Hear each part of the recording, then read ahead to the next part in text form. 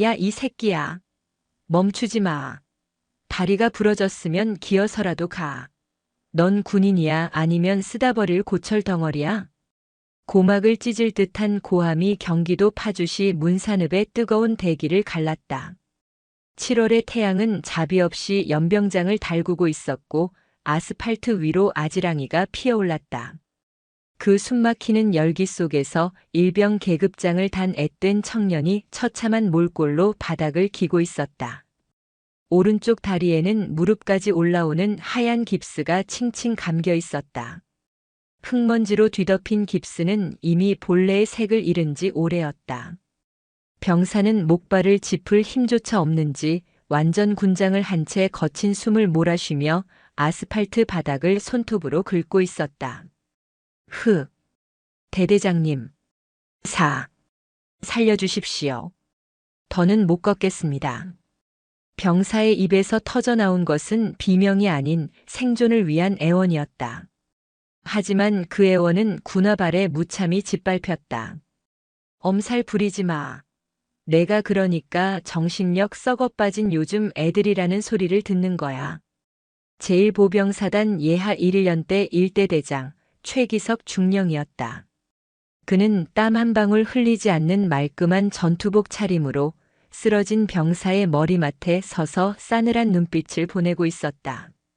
그의 눈에 비친 병사는 사람이 아니었다. 그저 자신의 진급과 부대 성과를 위해 굴러가야만 하는 기계 부품, 그 이상도 이하도 아니었다. 이봐, 김일병. 잘 들어. 기계도 기름칠 안 하고 놔두면 녹슨다. 내가 다리 좀 다쳤다고 훈련 열외하고 침상에 누워있으면 이 부대 전투력이 어떻게 되겠나? 응? 내가 너 하나 편하자고 우리 대대 전투력 측정 지수 깎아먹는 꼴을 봐야겠어? 최기석은 쓰러진 병사의 귓가에 대고 나직하게, 그러나 뱀처럼 징그럽게 속삭였다. 고장난 부품은 말이야, 고쳐서 쓰거나 아니면 갈아 끼우면 그만이야. 내가 여기서 퍼지면 넌 그냥 폐기 처분될 불량품인 거야. 알겠나? 김일병의 눈에서 굵은 눈물이 뚝뚝 떨어져 달궈진 아스팔트를 적셨다. 고통보다 더 큰 모멸감과 공포가 그를 지배했다. 주변을 지나가는 다른 병사들과 간부들이 있었지만 누구 하나 감히 시선을 주지 못했다. 최기석 중령이 만들어 놓은 이 부대는 완벽한 침묵의 감옥이었다. 누군가 도와주려 나서는 순간 그 또한 불량 부품으로 찍혀 지옥을 맛보게 된다는 것을 모두가 알고 있었기 때문이다. 일어서. 3초 준다. 하나. 최기석이 카운트를 시작했다. 김일병은 비명을 지르며 깁스한 다리에 억지로 힘을 주었다. 뼈가 어긋나는 듯한 고통이 뇌수를 관통했다. 동작 봐라. 굼뜨지. 너희 부모님한테 전화해서 아들이 군 생활 적응 못하고 꾀병이나 부리는 관심병사라고 말씀드려야겠어. 그 말은 김일병의 마지막 이성을 무너뜨리는 기폭제였다. 부모님에게 걱정을 끼칠 수 없다는 절박함이 고통을 억눌렀다. 그는 비틀거리며 흡사 짐승처럼 울부짖으며 몸을 일으켰다. 그때였다. 연병장 입구로 검은색 세단 한 대가 미끄러지듯 들어왔다. 흙먼지를 일으키며 들어온 차량은 김일병과 최기석이 있는 곳에서 불과 10여 미터 떨어진 곳에 멈췄다. 최기석은 미간을 찌푸리며 차량을 노려봤다. 연대장이나 사단장의 방문 예고는 없었다. 감히 자신의 훈육 시간을 방해하는 자가 누구인지 확인하려던 찰나 뒷좌석 문이 열렸다. 먼저 바닥에 닿은 것은 반짝이는 광이 나는 전투화였다. 이어 날렵하면서도 단단한 체구의 여군 장교가 차에서 내렸다. 그녀의 어깨에는 대령 계급장인 무궁화 3개가 선명하게 박혀 있었다. 새로 부임한 연대장 황연아 대령이었다. 34이라는 나이가 믿기지 않을 만큼 앳된 얼굴이었지만 그녀의 눈빛은 천년 묵은 빙하처럼 차가웠다. 그녀는 차 문을 닫지도 않은 채 그대로 연병장 한복판으로 걸어왔다. 그녀의 시선은 최기석이 아니라 피를 흘리며 서 있는 김일병의 깁스한 다리에 고정되어 있었다. 최기석은 당황한 기색을 감추며 급히 경례를 올렸다. 충성. 일대대장 중령 최기석입니다. 연대장님 부임 환영합니다. 미리 연락 주셨으면 정문에서 대기했을 텐데. 황연아는 최기석의 경례를 받지 않았다. 아니, 그를 투명 인간 취급했다. 그녀는 김일병의 코앞까지 다가가 멈춰섰다. 땀과 눈물 흙범벅이 된 병사의 얼굴을 올려다보던 그녀가 입을 열었다. 쉬어. 짧고 간결한 명령이었다. 하지만 김일병은 최기석의 눈치를 보느라 차마 자세를 풀지 못하고 부들부들 떨었다. 그 모습을 본 황연아의 눈썹이 꿈틀거렸다. 그녀는 김일병의 어깨에 맨 군장끈을 거칠게 움켜쥐었다. 그리고 707 시절 단련된 악력과 기술로 순식간에 군장의 결속을 풀어 바닥으로 떨어뜨렸다.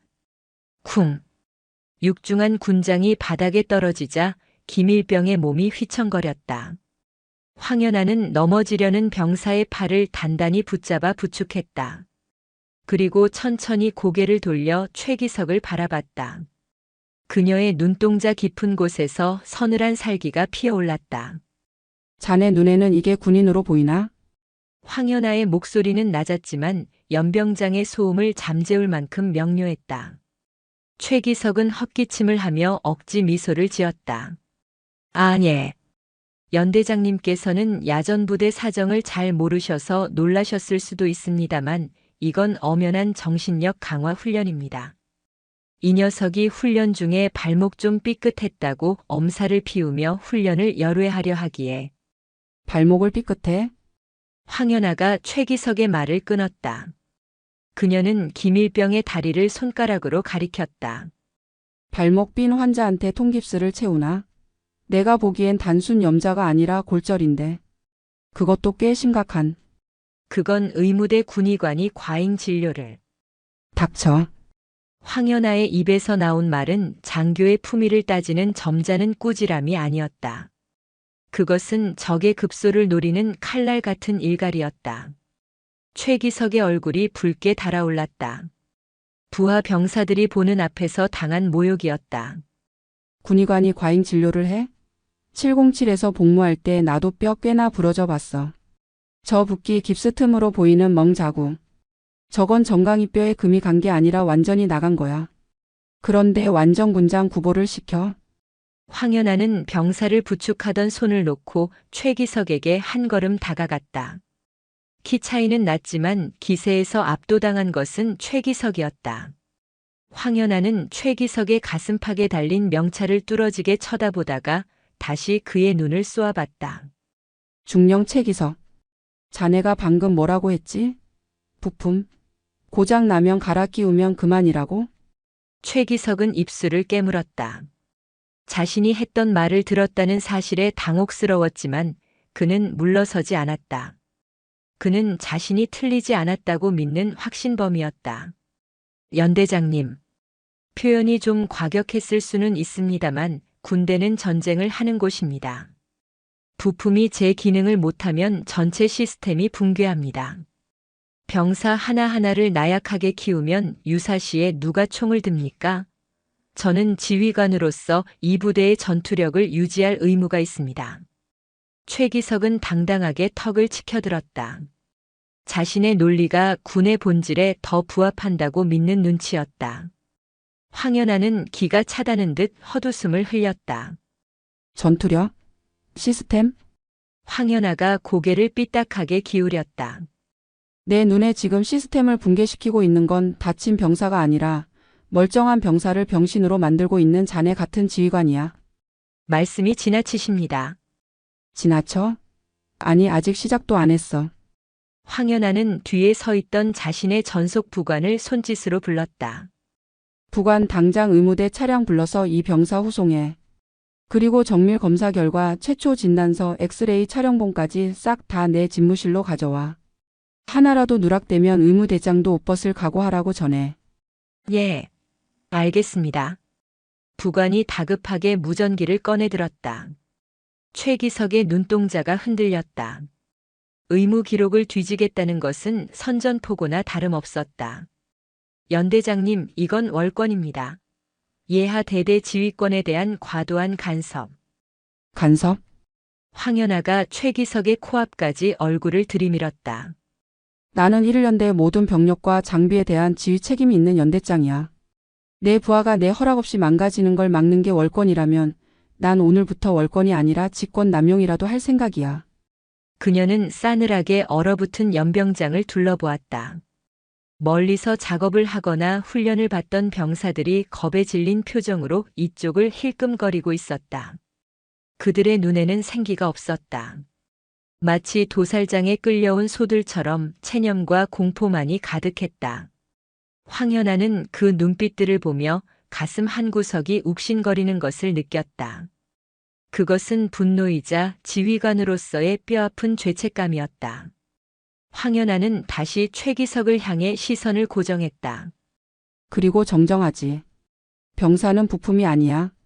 자네가 진급하고 싶어서 안달난 그따위 별보다 저 병사의 다리 한쪽이 조국에는 더 소중한 자산이야. 그녀는 주머니에서 손수건을 꺼내 김일병의 흑투성이 얼굴을 닦아주었다.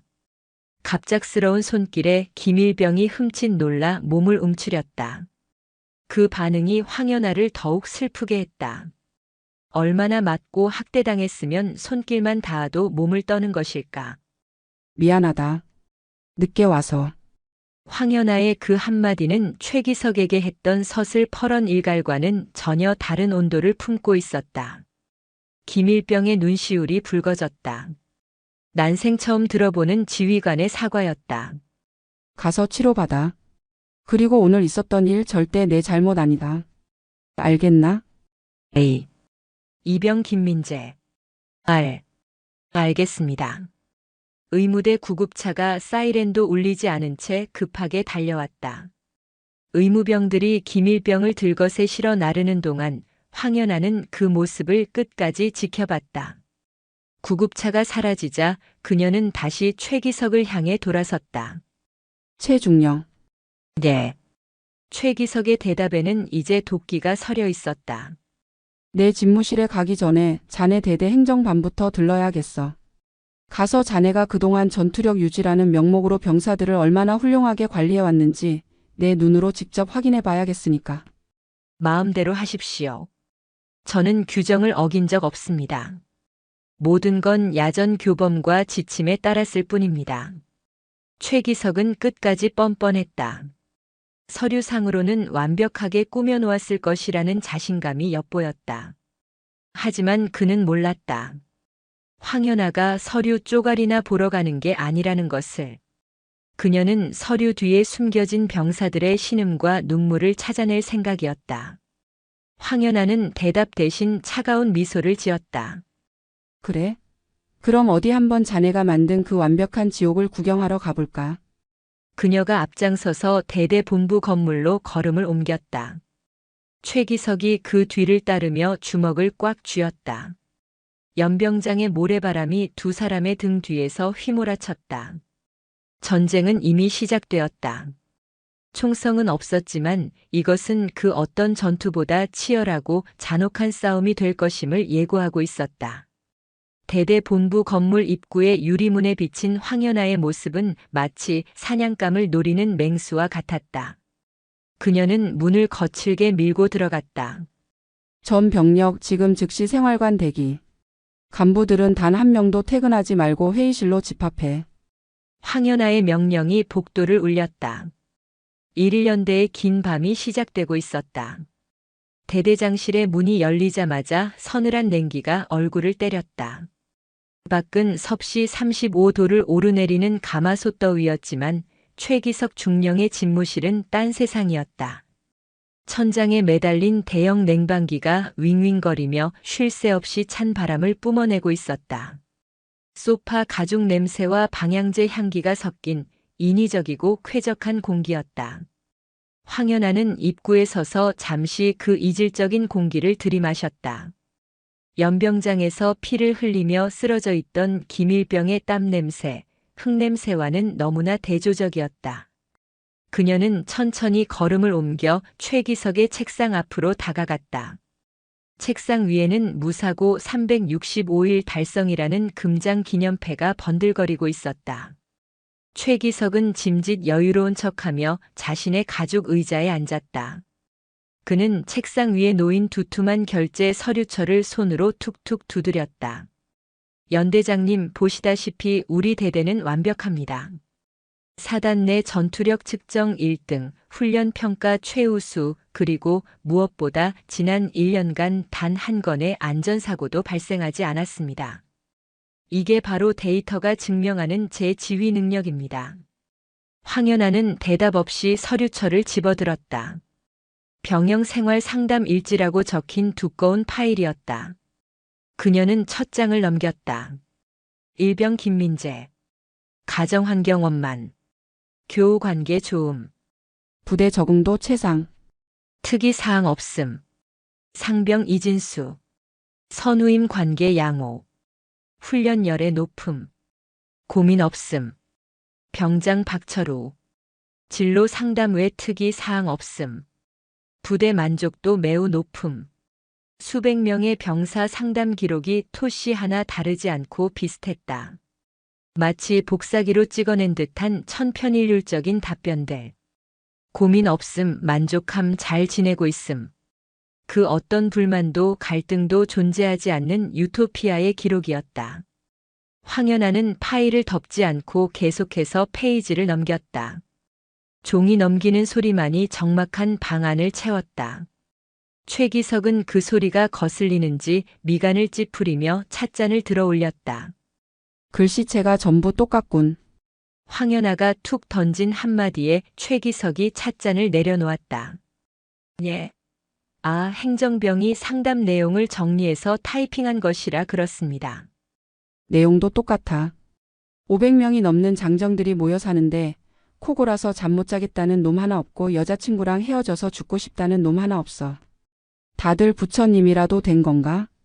황연아는 파일을 책상 위에 던지듯 내려놓았다. 쿵 소리와 함께 서류철이 미끄러져 최기석의 코앞에서 멈췄다. 이건 상담 일지가 아니야. 자네가 듣고 싶은 말만 적어 놓은 소설이지. 소설이라니요. 병사들이 만족하며 지내는 걸 억지로 불만이 있다고 쓸 수는 없지 않습니까? 제가 병사들을 가족처럼 아끼고 지도한 결과입니다. 최기석의 얼굴에 뻔뻔한 미소가 스쳤다. 그는 확신하고 있었다. 서류상으로는 아무런 흠결이 없다는 것을. 병사들의 입만 막으면 이 종이 쪼가리들이 진실이 된다는 것을 그는 경험으로 알고 있었다. 황연아는 최기석의 눈을 똑바로 응시했다. 707 시절 적진 한복판에서 생사를 오가며 익힌 감각이 경고를 보내고 있었다. 이 남자는 단순한 무능력자가 아니었다. 자신의 안위를 위해서라면 타인의 고통을 철저하게 외면하고 조작할 수 있는 아주 지능적인 가해자였다. 가족이라. 황연아는 입꼬리를 비틀어 올렸다. 자네는 가족한테 다리 부러진 채로 완전 군장 구보를 시키나? 자네 자식이 학교에서 다쳐서 왔는데 선생님이 엄살 부리지 말라고 때리면 참 훌륭한 교육이라고 박수 쳐줄 건가 보지? 군대와 학교는 다릅니다. 여기는 유사시 적의 목을 따야 하는 전사들을 키우는 곳입니다. 최기석이 벌떡 일어나며 소리쳤다. 그의 목에 핏대가 섰다. 전사는 만들어지는 거지 학대에서 쥐어짜 내는 게 아니야. 그리고 적의 목을 따기 전에 자네가 병사들 목을 조르고 있다는 생각은 안 드나? 황연아는 몸을 돌려 집무실 문을 향해 걸어갔다. 나와. 현장 확인하러 간다. 지금 말입니까? 곧 점호 시간입니다. 병사들 정비 시간이라 분위기가 어수선할 텐데. 최기석이 당황하며 막아서려 했지만 황연아는 들은 채도 하지 않고 문을 열어젖혔다. 복도에 대기하고 있던 당직 사령과 간부들이 화들짝 놀라며 차렷 자세를 취했다. 일중대 생활관부터 간다. 안내해. 황연아의 명령에 당직 사령이 곤란한 표정으로 최기석을 쳐다보았다. 최기석은 입술을 깨물며 고개를 끄덕였다. 어차피 생활관 내부까지 완벽하게 통제해뒀다는 자신이 있었다. 복도를 지나 생활관 구역으로 들어서는 순간 공기가 달라졌다. 대대장실의 쾌적함은 온데간데 없고 훅 끼쳐오는 열기와 퀴퀴한 땀 냄새가 코를 찔렀다. 복도 창문은 모두 닫혀 있었고 환풍기는 꺼져 있었다. 황연아는 일중대 일생활관 문을 열었다. 충성, 중대 차렷. 생활관 안에 있던 20명 남짓한 병사들이 용수철처럼 튀어올라 침상 끝 선에 정렬했다. 그들의 동작에는 군기라기보다는 생존 본능에 가까운 절박함이 배어 있었다. 황연아는 생활관 안으로 들어서며 눈살을 찌푸렸다. 실내 온도가 바깥보다 더 높게 느껴졌다. 천장에 달린 선풍기 4대 중 단 한 대만이 힘없이 돌아가고 있었고 벽걸이 에어컨은 전원 코드가 아예 뽑혀 있었다. 병사들의 이마와 목덜미에는 땀방울이 송글송글 맺혀 있었고 전투복 상의는 땀으로 젖어등 뒤에 달라붙어 있었다. 왜 냉방기를 안 틀지? 황연아가 당직 사관을 보며 물었다. 그것이 에너지 절약 지침에 따라 일과 시간 이후에는 가동을 제한하고 있습니다. 당직 사관이 최기석의 눈치를 보며 기어들어가듯 대답했다. 에너지 절약? 대대장실은 냉동 창고 같던데 병사들 생활관은 찜질방으로 만드는 게 이 부대 에너지 절약 지침인가? 황연아는 뚜벅뚜벅 걸어가 에어컨 전원 코드를 꽂으려 했다. 그때였다. 코드가 꽂히는 콘센트 구멍이 무언가로 막혀 있었다. 자세히 보니 투명 테이프를 여러 겹 붙이고 그 위에 사용 금지라는 견출지를 붙여놓았다. 그리고 그 밑에는 깨알 같은 글씨로 서명이 되어 있었다. 대대장 최기석. 황연아는 헛웃음을 터뜨렸다. 대단하군. 콘센트를 봉인해? 최중령 설명해봐. 이게 무슨 짓이지? 최기석이 뒷짐을 진 채 천천히 다가왔다. 병사들이 나약해지는 걸 방지하기 위함입니다. 여름에 좀 덥고 겨울에 좀 추워야 야전성이 길러집니다. 에어컨 바람 쐬면서 호의호식하면 정신 상태가 해이해져서 사고만 칩니다. 황연아는 테이프를 손톱으로 긁어 거칠게 떼어냈다. 찍 하는 소리가 생활관의 정적을 갈랐다. 그녀는 코드를 꽂고 리모컨을 찾아 전원 버튼을 눌렀다. 띠리링 소리와 함께 에어컨 날개가 열리고 시원한 바람이 나오기 시작했다. 병사들의 눈동자가 흔들렸다. 그 바람이 마치 구원이라도 되는 듯 그들의 시선이 에어컨 날개에 고정되었다. 하지만 누구 하나 감히 시원하다는 표정을 짓지 못했다. 최기석이 보고 있었기 때문이다. 황연아는 침상 끝에 서 있는 병사들 중 가장 체구가 왜소한 이등병 앞에 멈춰 섰다. 갓 자대 배치를 받은 듯 잔뜩 긴장한 얼굴이었다. 입술은 바짝 말라 터져 있었고 눈밑이 퀭했다. 이름이 뭐지? A. 이병, 박, 현, 수. 목소리가 갈라져서 쇳소리가 났다. 명백한 탈수 증세였다. 물은 마셨나? 예, 마셨습니다. 언제? 아침 식사 시간에 마셨습니다.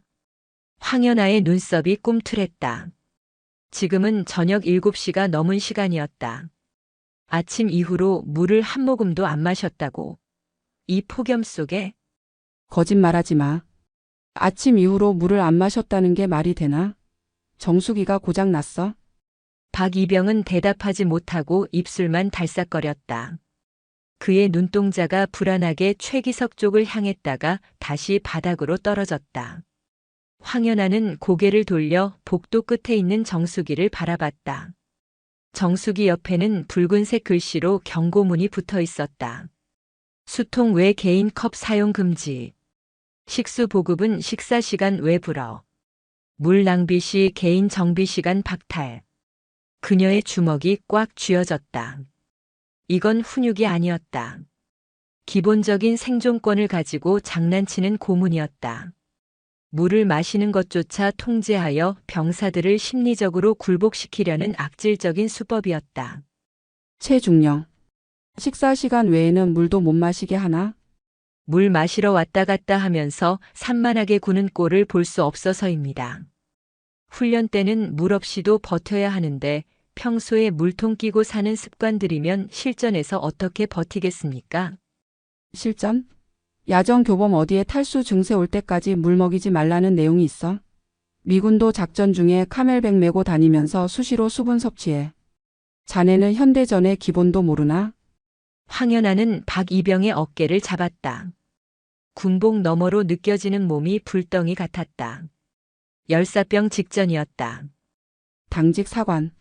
당장 냉장고에서 시원한 물 가져와. 전 중대원 다 마시게 해. 연대장님. 냉장고에는 간부들 음료수밖에 없습니다. 병사들은 냉장고 사용이 금지되어 있어서. 지금 장난해? 황연아의 고함에 생활관 유리창이 징 울렸다. 내 말이 말 같지 않아? 간부들 처먹는 음료수든 물이든 다 꺼내오라고. 당장. 당직 사관이 혼비백산하여 행정반 쪽으로 뛰어갔다. 잠시 후 생수병과 이온 음료 캔을 잔뜩 든 간부들이 허둥지둥 달려왔다. 황연아는 직접 이온 음료 캔 하나를 따서 박이병의 손에 쥐어주었다. 마셔. 원샷해. 박이병은 캔을 쥔 손을 부들부들 떨었다. 눈앞에 생명수가 있었지만 그는 마시지 못했다.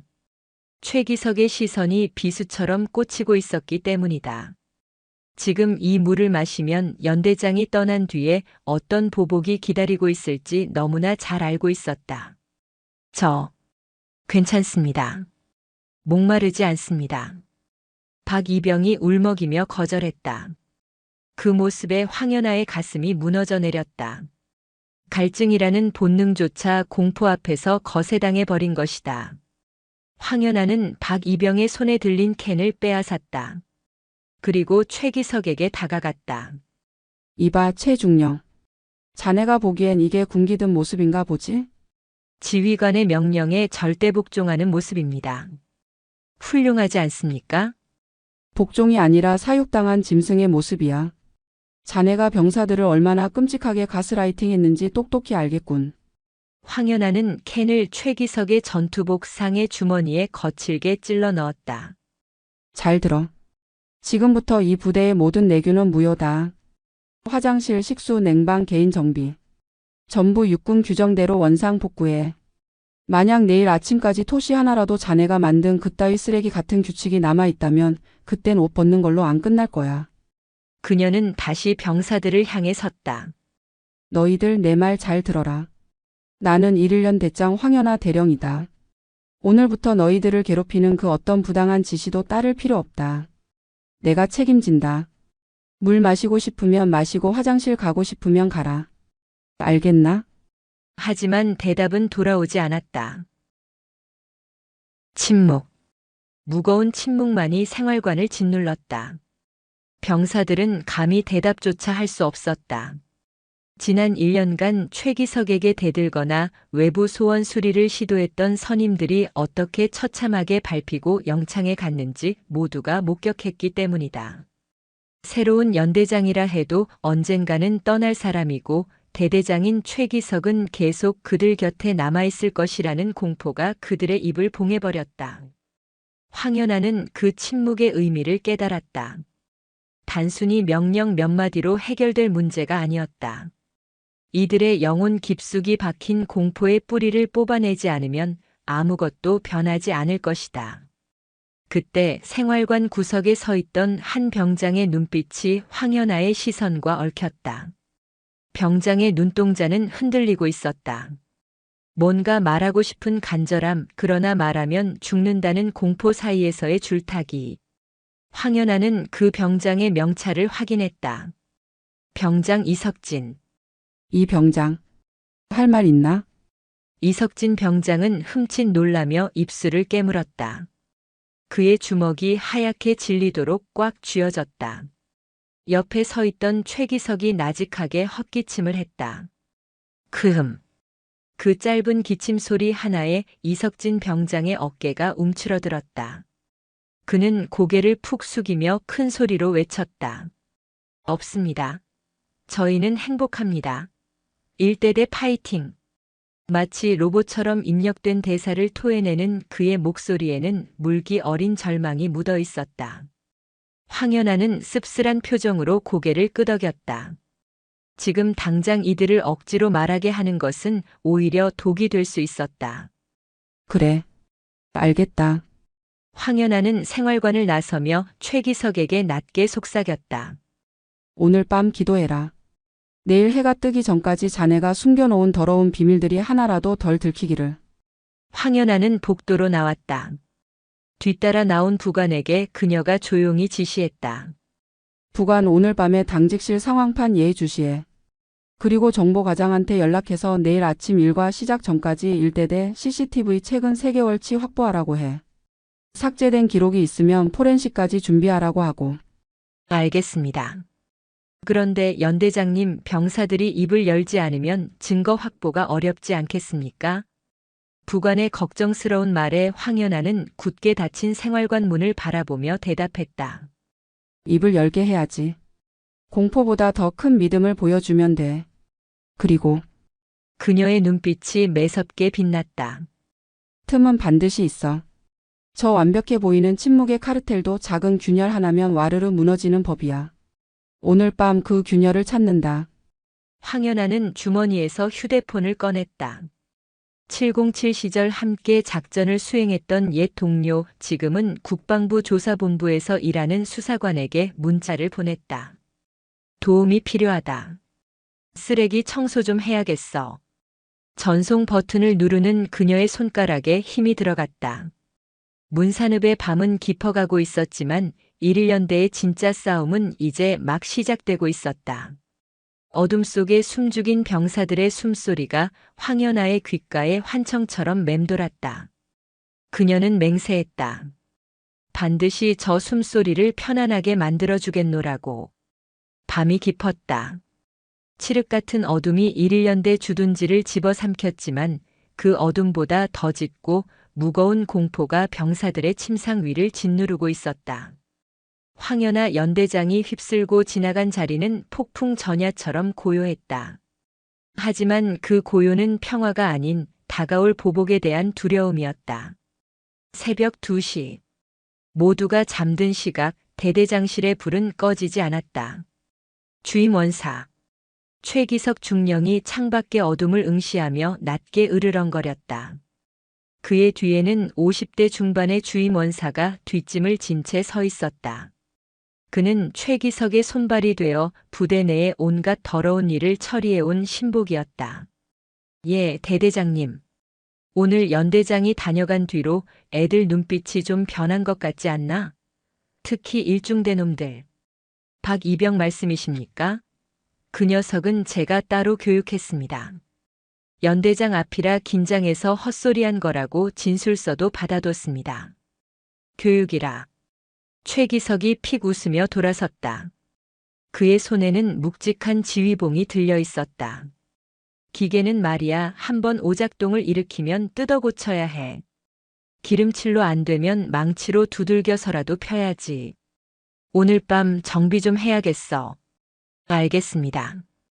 정비실 비워두겠습니다.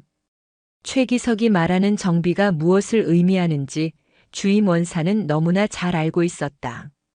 그것은 인간을 인간으로 대하지 않는 그들만의 은어였다. 같은 시각 연대장 집무실. 황연아는 산더미처럼 쌓인 서류 더미 속에 파묻혀 있었다. 그녀가 보고 있는 것은 지난 3년간의 일대대 병력 결산 보고서와 의무대 진료 기록, 그리고 헌병대 사건 사고 기록이었다. 이상해. 그녀가 볼펜을 딱딱거리며 혼잣말을 했다. 사고가 없어도 너무 없어.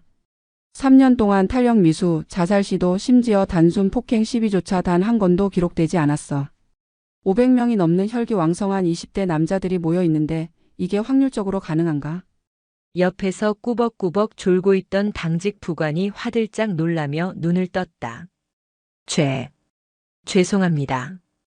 그 일대대가 워낙 군기가 세서 그렇다는 소문이. 군기가 센 게 아니라 입을 막은 거야. 기록을 조작했거나 아니면 사고가 터지기 전에 사고 칠 만한 녀석들을 어디론가 치워버렸거나. 황연아의 눈빛이 매섭게 빛났다. 그녀는 자리에서 일어나 전투복 상의를 걸쳤다. 나가자. 어디로 가십니까? 지금 새벽입니다. 도둑 잡으려면 밤에 움직여야지. 일대대 보일러실 창고 그리고 사용하지 않는 구막사 건물. 지도에 표시되지 않은 공간들을 뒤진다. 황연아는 직감하고 있었다. 707 시절 대테러 작전을 수행하며 익힌 감각은 그녀에게 말해주고 있었다. 가장 완벽해 보이는 곳에 가장 썩은 환부가 숨겨져 있다고. 새벽 공기는 서늘했다. 황연아는 손전등조차 켜지 않고 고양이처럼 소리 없이 일대대 막사 뒤편으로 이동했다. 707에서 익힌 침투 기술 덕분에 불침번 서는 병사들조차 그녀의 기척을 느끼지 못했다. 그녀의 발걸음이 멈춘 곳은 막사 건물 뒤편 샌드위치 패널로 지어진 허름한 가건물 앞이었다. 입구에는 자재 창고라는 낡은 팻말이 붙어 있었고 문은 굳게 잠겨 있었다. 하지만 창문 틈으로 희미한 불빛이 새어나오고 있었다. 자재 창고에 불이 켜져 있군. 황현아는 부관에게 조용히 하라는 신호를 보내고 건물 벽에 귀를 가져다 댔다. 안에서 둔탁한 타격음과 억눌린 신음이 들려왔다. 살려주세요. 소리 지르지 마라. 밖에서 듣겠다. 너 때문에 오늘 대대장님 심기가 얼마나 불편하신 줄 알아? 연대장 앞에서 누나를 굴려? 물을 마셔? 익숙한 목소리였다. 낮에 최기석의 옆에서 알짱거렸던 일중대 행정보급관이었다. 황연아의 눈에서 불꽃이 튀었다.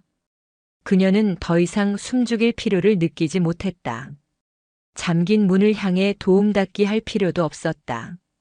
그녀는 문고리를 잡고 있는 힘껏 비틀어 당긴 뒤 경첩 부분을 군화발로 정확하게 가격했다. 우지끈. 낡은 가건물의 문이 비명을 지르며 떨어져 나갔다. 안의 풍경은 지옥도 그 자체였다. 천장에 달린 희미한 백열등 아래 낮에 봤던 이석진 병장이 의자에 묶여 있었다. 그의 얼굴은 이미 피투성이었고 행정보급관은 야구 방망이를 든 채 씩씩거리고 있었다. 바닥에는 물이 흥건했고 구석에는 707 훈련 때나 보던 고문 도구와 흡사한 쇠파이프들이 널려 있었다. 이곳은 창고가 아니라 최기석이 말한 부품 정비실이었다. 지금 뭐 하는 짓이야? 황연아의 고함이 좁은 공간을 뒤흔들었다. 행정보급관은 귀신이라도 본 듯 소스라치게 놀라며 야구 방망이를 떨어뜨렸다. 연대장님? 사람을 묶어놓고 패? 황연아는 행정보급관에게 다가갔다. 그녀의 살기에 눌린 행정보급관이 뒷걸음질 쳤다. 이건 오해입니다. 이 녀석이 하극상을. 변명을 늘어놓으려던 행정보급관의 명치가 황연아의 주먹에 꽂혔다. 그는 비명도 지르지 못하고 바닥에 고꾸라져 헛구역질을 해댔다. 황연아는 쓰러진 그를 거들떠보지도 않고 이석진 병장에게 달려가 밧줄을 풀었다. 이 병장. 정신 차려. 나다. 연대장이다. 이석진 병장은 퉁퉁 부은 눈을 겨우 뜨고 황연아를 바라봤다. 초점이 흐릿했다. 연대장님. 죄송합니다. 제가 부품이라서, 불량품이라서. 그는 헛소리처럼 중얼거렸다. 최기석의 세뇌가 얼마나 깊이 박혀 있는지 보여주는 대목이었다. 황연아는 치밀어 오르는 분노를 억누르며 이 병장을 꽉 끌어안았다. 아니야. 넌 불량품이 아니야. 넌 대한민국 육군 병장 이석진이다. 내 부하다. 알겠나? 그때 밖에서 군화 발소리가 요란하게 들려왔다. 소란을 들은 5분 대기조와 당직 사령, 그리고 연락을 받고 달려온 최기석이 입구에 나타났다. 최기석은 난장판이 된 내부를 보고 잠시 당황하는 듯 했지만 이내 표정을 수습하고 싸늘하게 웃었다. 연 대장님, 야밤에 남의 부대 창고는 왜 부수고 들어오셨습니까? 그리고 행정보급관을 폭행하시다니요. 이건 명백한 군법 위반입니다. 그는 적반하장으로 나왔다. 증거가 명백한 상황에서도 꼬리를 자르고 황연아를 공격할 틈을 노리는 교활함이었다. 황연아는 이 병장을 부관에게 맡기고 천천히 일어섰다. 그녀의 온몸에서 뿜어져 나오는 기세가 최기석을 압도했다. 군법 위반. 황연아가 피 묻은 자신의 장갑을 벗어 바닥에 던졌다. 그래, 한번 따져보자. 심야에 병사를 불법 감금하고 특수 폭행한 건 군법이 아니라 형법상 중죄야. 그리고 이걸 사주한 지휘관은 공범이고. 사주라니요. 저는 모르는 일입니다.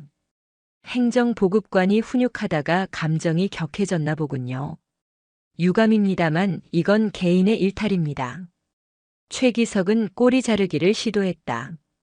바닥에 엎드려 있던 행정보급관이 배신감 어린 눈으로 최기석을 올려다봤지만 최기석은 눈길조차 주지 않았다. 개인의 일탈? 황연아는 주머니에서 녹음기를 꺼냈다. 이 방에 들어오기 전부터 녹음하고 있었어. 행정보급관이 뭐라고 했는지 들려줄까? 대대장님 심기가 불편하다. 대대장님이 정비하라고 했다. 이게 개인의 일탈로 덮어질 것 같나? 최기석의 얼굴이 처음으로 일그러졌다. 하지만 그는 항복할 생각이 없었다. 녹음 파일 하나로 저를 엮으시겠다? 증거 능력이 있을지 모르겠군요. 그리고 연 대장님, 여기는 제 구역입니다. 지금 당장 나가주시죠. 최기석이 눈짓을 하자 뒤에 서 있던 무장한 5분 대기조 병력들이 머뭇거리며 총구를 들어 올리려 했다. 하극상이었다. 총 내려. 황연아의 목소리가 낮게 깔렸다. 그녀는 병사들을 노려보지 않았다. 오히려 측은한 눈빛으로 그들을 바라봤다. 너희들 전우가 맡고 있는데 그걸 지키라고 총을 들었나? 저 쓰레기 같은 인간을 지키기 위해 너희 전우를 겨눌 건가? 병사들의 총구가 흔들렸다. 그들도 알고 있었다. 이 창고에서 무슨 일이 벌어지는지, 저 안에서 들려오던 비명이 누구의 것인지. 나는 1.1년 대장이다. 지금 이 시간부로 일대 대장 최기석 중령의 지휘권을 박탈한다. 5분 대기조 최기석과 행정보급관을 포박해. 이건 명령이다. 정적. 숨막히는 정적이 흘렀다. 병사들은 최기석과 황연아 사이에서 갈등했다. 최기석은 공포의 대상이었고 황연아는 아직 낯선 구원자였다. 그때 부관의 부축을 받고 서 있던 이석진 병장이 피 끓는 목소리로 외쳤다. 야, 이 새끼들아. 나야. 나 석진이라고. 너네 동기, 너네 선임이라고. 언제까지 저 악마 밑에서 개처럼 살 거야. 그 절규가 방아쇠가 되었다. 5분 대기조 분대장이 결심한 듯 총을 어깨에 걸고 달려들었다. 죄송합니다, 대대장님. 명령에 따르겠습니다. 분대장을 시작으로 병사들이 최기석을 향해 달려들었다. 최기석은 믿을 수 없다는 표정으로 뒷걸음질 쳤지만 이미 늦었다. 자신이 부품 취급하던 병사들이 인간이 되어 그를 덮쳤다. 이건 반란이야. 너희들 다 영창 보낼 줄 알아. 이거 안 나. 최기석이 발버둥 쳤지만 젊은 병사들의 힘을 당해낼 수는 없었다. 그는 바닥에 제압당했고 황연아는 그 모습을 차갑게 내려다봤다. 반란이 아니야. 혁명이지. 황연아는 이 병장에게 다가갔다. 고맙다. 용기 내줘서. 이 병장은 펑펑 울고 있었다. 그것은 아픔의 눈물이 아니라 억눌려왔던 서름과 해방감의 눈물이었다. 하지만 상황은 아직 끝나지 않았다. 제압당한 최기석이 비릿한 웃음을 흘렸다. 흐흐. 연 대장님, 저를 체포한다고 끝날 것 같습니까? 제가 만들어 놓은 시스템은 그렇게 허술하지 않습니다. 증거. 그 녹음 파일 하나로 저를 옷 벗길 수 있을 것 같습니까? 저는 육군 본부에 줄이 많습니다. 내일 아침이면 제가 풀려나고 연 대장님이 월권과 직권 남용으로 옷을 벗게 될 겁니다. 그의 말은 허세가 아니었다. 군대라는 조직의 특성상 확실한 물적 증거와 결정적인 한방이 없다면 정치적인 싸움으로 변질되어 흐지부지될 가능성이 높았다. 폭행 사주 정도로는 그를 완전히 매장할 수 없었다. 더 크고 더 확실한 무언가가 필요했다. 이석진 병장이 떨리는 손으로 황연아의 옷자락을 잡았다. 연 대장님. 했습니다. 증거. 뭐? 최기석이. 진짜 악마라는 증거. 놈이 사람을 죽이고 은폐한 증거. 제 관물대에. 최기석의 얼굴이 사색이 되었다. 그가 필사적으로 소리쳤다. 입 다물어. 입 닥치란 말이야. 너 말하면 죽어. 내 가족까지 가만 안 둬. 황연아는 최기석의 입을 자신의 군화로 막아버렸다. 아가리 닥쳐. 더 짓거리면 턱주가리를 날려버릴 테니까. 그녀는 이 병장과 눈을 맞췄다. 말해. 어디에 있지? 제 관물대에 성경책 안쪽을 파서 숨겨뒀습니다. 김상병이 죽기 전에 남긴 녹음기입니다. 김상병. 3개월 전 단순 실족사로 처리되었던 병사였다. 황연아의 뇌리에 일대대 기록에서 봤던 사고무라는 글자가 스쳐 지나갔다. 사고가 없었던 게 아니라 죽음조차 사고가 아닌 것으로 위장되었던 것이다. 가자. 일중대 생활관으로. 황연아는 뒤를 돌아보지 않고 뛰기 시작했다. 최기석의 눈에 절망과 살기가 동시에 떠올랐다. 그는 알고 있었다. 그 녹음기가 세상에 나오는 순간 자신의 군 생활뿐만 아니라 인생 자체가 끝장난다는 것을. 새벽 3시 일중대 생활관 앞. 황연아는 폭풍처럼 복도를 가로질러 생활관 문을 열었다. 자고 있던 병사들이 벌떡 일어났지만 그녀는 거침없이 이석진 병장의 관물대로 향했다. 관물대 안에는 낡은 성경책 한 권이 놓여 있었다. 겉보기에는 평범해 보였지만 책을 집어든 황연아의 손끝에 미세한 진동이 느껴졌다. 그녀는 성경책을 펼쳤다. 안쪽 페이지들이 네모난 모양으로 파여 있었고 그 안에 손가락만한 초소형 녹음기가 들어 있었다. 이것이었다. 최기석이라는 견고한 성을 무너뜨릴 다이너마이트. 하지만 그때였다. 모두 멈춰. 복도 끝에서 고함이 들렸다. 최기석의 최측근인 일대대 주임 원사와 10여 명의 부사관들이 몰려오고 있었다. 그들은 손에 진압봉과 삽자루를 들고 있었다. 최기석이 연행되면서 몰래 보낸 신호를 받고 달려온 친이 되었다. 연 대장님이라도 이건 못 넘겨드립니다. 그거 이리 내놓으시죠. 주임 원사가 험악한 표정으로 손을 내밀었다. 그는 황연아가 여자라는 점을 얕잡아 보고 있었다. 특수부대 출신이라는 건 알았지만 때로 덤비면 뺏을 수 있을 거라 생각한 것이다. 아, 황연아는 기가 막히다는 듯 헛웃음을 터뜨렸다. 군인이. 적하고 싸우라고 쥐어준 장비로 상관을 위협해. 너희들 제정신이야? 저희는 대대장님의 명령을 따를 뿐입니다. 대대장님을 모함하는 증거를 조작하려 한다는 첩보를 입수했습니다. 증거물 확보를 위해 무력 사용도 불사하겠습니다. 주임 원사는 최기석에게 배운 대로 논리를 조작하며 다가왔다. 병사들은 공포에 질려 침상 구석으로 물러났다. 황연아는 녹음기를 상의 주머니에 넣고 지퍼를 올렸다. 그리고 천천히, 아주 천천히 장갑을 다시 꼈다. 무력 사용? 재미있군. 707 나온 이후로 몸풀기 할 기회가 없었는데. 잡아! 주임 원사의 신호와 함께 부사관 3명이 황연아를 향해 달려들었다. 덩치가 큰 중사 1명이 황연아의 어깨를 잡으려 했다. 그 순간 황연아의 몸이 유령처럼 움직였다. 파박! 그녀는 중사의 손을 쳐내고 그대로 그의 팔을 잡아 비틀며 품으로 파고들었다. 중사의 몸이 공중에서 한 바퀴 돌더니 바닥에 꽂혔다. 업어치기였다. 쿵 하는 소리와 함께 생활관 바닥이 울렸다. 나머지 2명이 당황하여 주춤거리는 사이 황연아는 쉴 틈을 주지 않고 로우킥으로 한 명의 오금을 가격하고 다른 한 명의 명치를 손바닥으로 밀어쳐 날려버렸다. 순식간에 3명이 제압당했다. 주임 원사의 눈이 휘둥그레졌다. 단순한 유단자가 아니었다. 살인 기술을 배운 인간병기였다. 다음. 황연아는 숨소리 하나 흐트러지지 않은 채 주임 원사를 바라봤다. 덤빌 거면 한꺼번에 덤벼. 시간 없으니까. 주임 원사는 뒷걸음질 쳤다. 공포가 전염병처럼 번졌다. 감히 덤빌 엄두를 내지 못하고 있을 때 생활관 밖에서 함성이 들려왔다.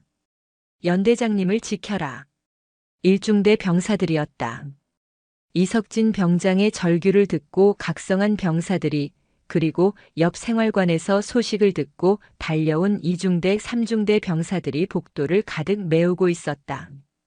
그들은 더 이상 겁쟁이가 아니었다.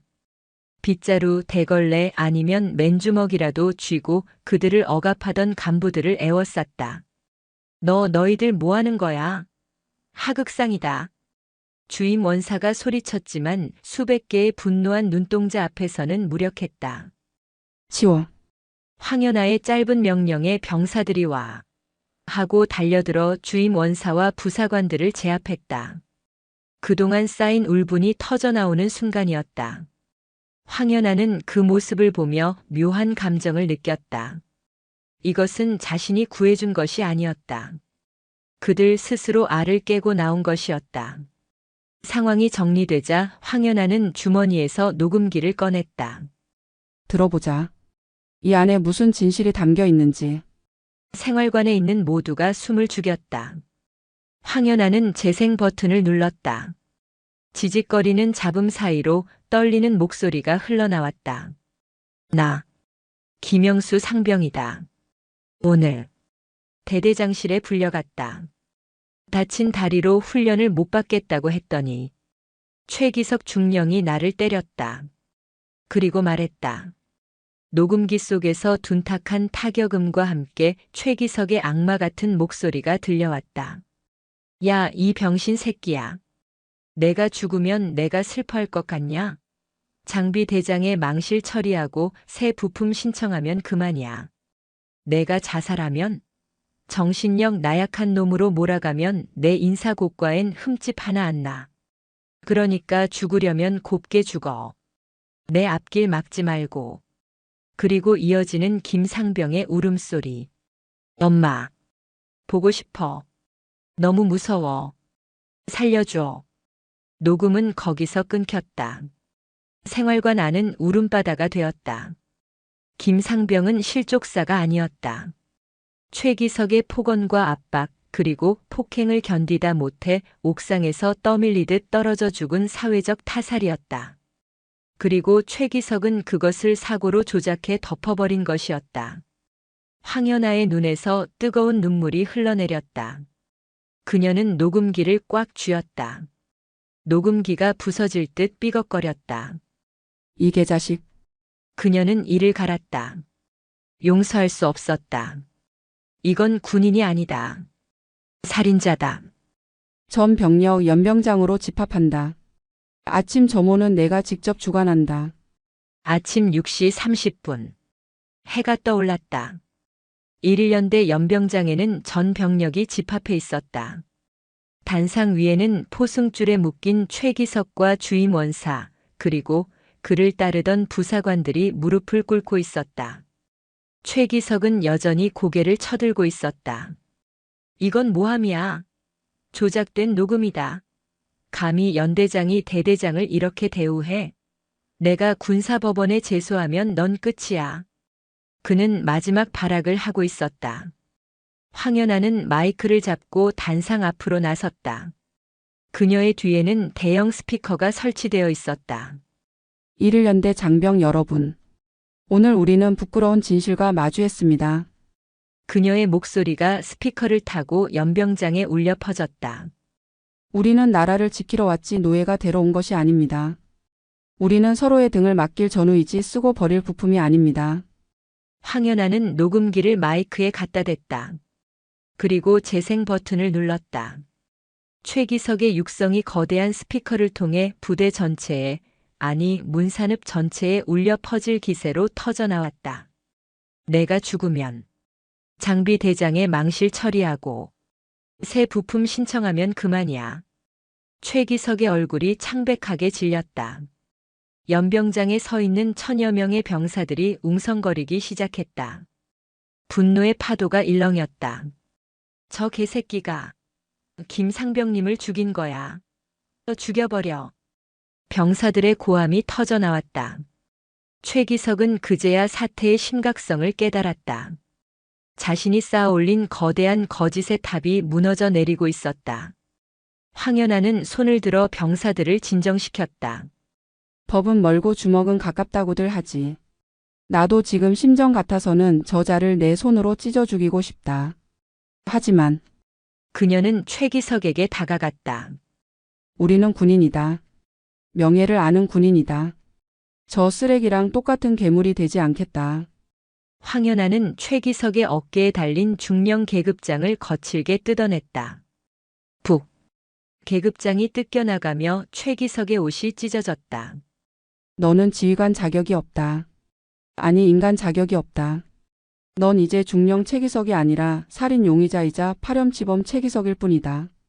그때 연병장 입구로 헌병대 차량과 검찰부 차량이 줄지어 들어왔다. 황연아가 밤새 연락해둔 수사관들이 도착한 것이다. 최기석 씨, 당신을 직권 남용, 가혹 행위, 그리고 김영수 상병 사망 사건 은폐 및 교사 혐의로 긴급 체포합니다.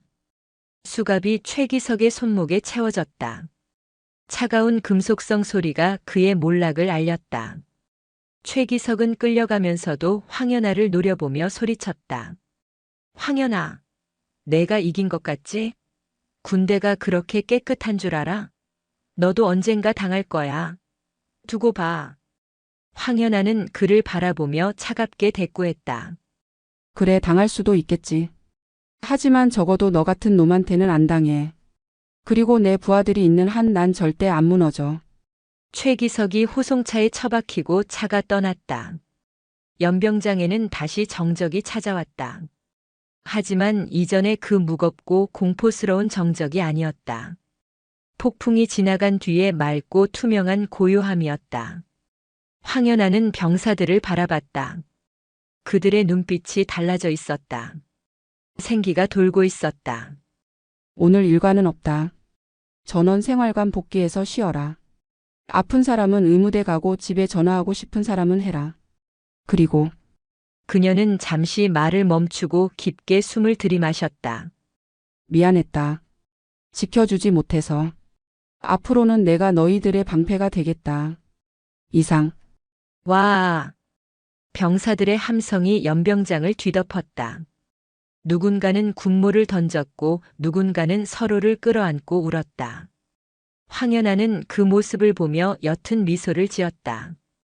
그녀의 시선이 김상병이 떨어졌던 막사 옥상을 향했다. 편히 쉬어라 김상병. 이제 춥지 않을 거야. 바람이 불어와 그녀의 머리카락을 흩날렸다. 1.1년대의 진정한 아침이 밝아오고 있었다. 하지만 황연아는 알고 있었다. 이것은 끝이 아니라 시작이라는 것을. 최기석은 꼬리에 불과할지도 모른다. 더 큰 어둠이 도사리고 있을지라도 그녀는 물러서지 않을 것이다. 그녀는 황연아니까. 내가 무슨 짓을 했는지 알고는 있나? 황연아 대령. 경기도 고양시 제1군단 사령부 인근의 한 고급 한정식집 밀실. 자개장으로 장식된 벽면과 은은한 조명, 그리고 최고급 요리가 깔린 식탁은 바깥 세상과는 단절된 그들만의 성역 같았다. 그 상석에는 제1보병사단장 마상구 소장이 앉아 있었다. 그는 젓가락으로 생선살을 바르며 황연아를 쳐다보지도 않고 말했다. 황연아는 정복 차림으로 식탁 맞은편에 부동자세로 앉아 있었다. 그녀의 앞에는 물 한 잔만이 놓여 있었다. 부조리를 척결하고 범죄자를 군법에 넘겼습니다. 지휘관으로서 당연한 의무를 수행했을 뿐입니다. 마상구 소장이 젓가락을 탁 소리나게 내려놓았다. 그 소리가 밀실의 정막을 날카롭게 갈랐다. 의무? 당연한 의무라. 그는 냅킨으로 입가를 닦으며 천천히 고개를 들었다. 희끗희끗한 머리카락과 두툼한 눈두덩, 그리고 그 아래 번들거리는 눈빛은 탐욕과 권위의식으로 가득 차 있었다. 그는 최기석 중령이 가장 존경한다고 떠들고 다니던 직속상관이자 최기석을 진급 코스로 이끌어준 뒷배였다. 황 대령. 자네는 707 출신이라 야전 돌아가는 판을 너무 몰라. 군대는 말이야 정의로 돌아가는 곳이 아니야. 명예로 돌아가는 곳이지.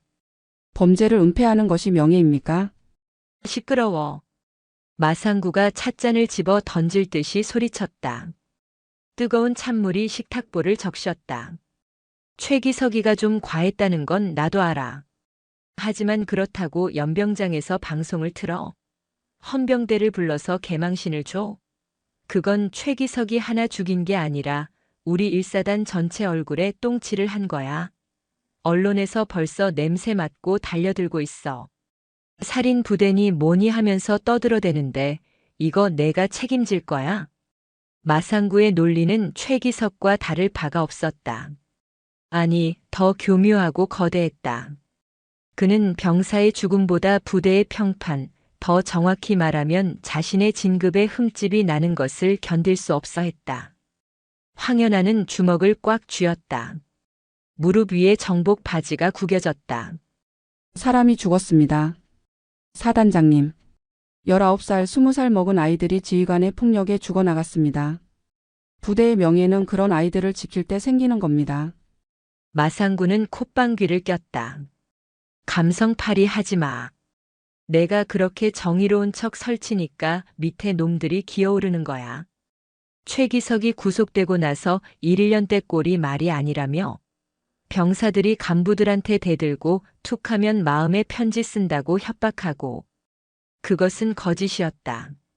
최기석이 사라진 후 1, 1년 때는 빠르게 안정을 되찾고 있었다. 병사들의 눈빛은 살아났고 훈련 성과는 오히려 더 좋아졌다. 하지만 마상구의 귀에는 그런 보고가 들어가지 않는 모양이었다. 아니, 보고 싶지 않은 것이었다. 잘 들어. 최기석이는 내 라인이야. 내가 공들여 키운 놈이라고. 내가 그놈 목을 친 건 내 팔 하나를 자른 거나 다름없어. 마상구가 몸을 앞으로 숙이며 황연아를 노려봤다. 이번 일은 내가 어떻게든 수습하겠지만 내 눈밖에 난 대가는 치러야 할 거야. 앞으로 1, 1년대 숨 쉬는 것조차 힘들게 만들어주지.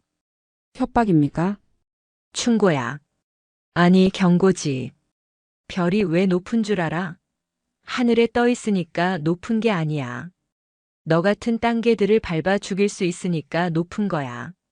마상구는 자리에서 일어났다. 밥맛 떨어지는군. 내일 아침 1, 1년대 특별 감찰 들어갈 거다. 털어서 먼지 안 나오는 놈 없다고 했지? 최기석이가 당한 것보다 더 처참하게 밟아줄 테니까 각오해. 마상구가 밀실을 나갔다. 닫히는 문틈으로 비릿한 웃음소리가 새어 들어왔다. 황연아는 홀로 남겨진 방에서 물 한 모금 마시지 않았다. 대신 그녀는 천천히 아주 깊게 숨을 골랐다. 별이라. 그녀의 눈빛이 차갑게 가라앉았다. 별이 땅으로 떨어지면 그저 돌멩이에 불과하다는 걸 보여주지. 다음 날 아침 1, 1년대 위병소 앞. 검은색 세단 5대와 승합차 2대가 요란한 경적을 울리며 들이닥쳤다. 군단 감찰부 소속 차량들이었다. 사전 예고도 없는 기습 감찰이었다. 차량에서 내린 감찰관들은 약 20명. 그들의 손에는 차트와 카메라가 들려 있었고 눈에는 사냥감을 찾는 하이에나의 탐욕이 서려 있었다. 그들을 이끄는 사람은 군단 감찰참모 박중령이었다. 마상구 소장의 사냥개로 유명한 인물이었다. 박중령은 영접 나온 황연아에게 경례도 하지 않고 삐딱하게 섰다. 연대장님 고생이 많으십니다. 사단장님 특별 지시로 부대 정밀 진단을 나왔습니다. 최기석 사건 때문에 부대 기강이 해이해졌다는 첩보가 있어서요. 황연아는 그의 무례함을 무시하고 담담하게 대꾸했다. 절차대로 하십시오. 하지만 훈련 중인 병사들의 일과를 방해하는 건 용납 못합니다. 참. 감찰이 훈련보다 우선인 거 모르십니까? 털면 다 나오게 되어 있습니다. 자, 시작해. 박중령의 지시와 함께 감찰관들이 부대 곳곳으로 흩어졌다. 그것은 감찰이 아니라 약탈이었다. 행정반의 서류함이 뒤집어지고 병사들의 관물대가 바닥에 쏟아졌다. 식당, 탄약고, 유류고, 심지어 화장실까지 샅샅이 뒤졌다. 이건 뭐야? 총기 손질 상태 불량. 체크해. 식자재 유통기한 라벨이 삐뚤어져 있잖아. 위생관념이 썩었어. 체크해. 생활관 침구류각이 안 잡혀 있어. 군기 빠졌구먼. 말도 안 되는 지적들이 쏟아졌다. 먼지 하나 줄 하나까지 트집을 잡았다. 병사들은 불안한 눈빛으로 황연아를 쳐다봤다. 자신들이 잘못해서 연대장이 곤란해지는 것이 아닌가 하는 죄책감이 그들의 얼굴에 드리웠다. 점심시간 식당. 박중령이 조리실을 뒤지다가 조리병 한 명을 불러 세웠다. 아침부터 땀을 흘리며 밥을 짓던 상병이었다. 야, 너 이리 와봐. 국 맛이 왜 이래? 간이 하나도 안 맞잖아. 너 사회에서 뭐 하다 왔어? 저 요리하다 왔습니다. 요리? 웃기고 있네. 이따위로 만들면서 무슨 요리사야? 너 일부러 맛없게 해서 식중독 일으키려는 거지. 이거 완전 관심병사네. 박중령은 뜨거운 국이 담긴 국자를 들어 조리병의 가슴팍을 툭툭 쳤다.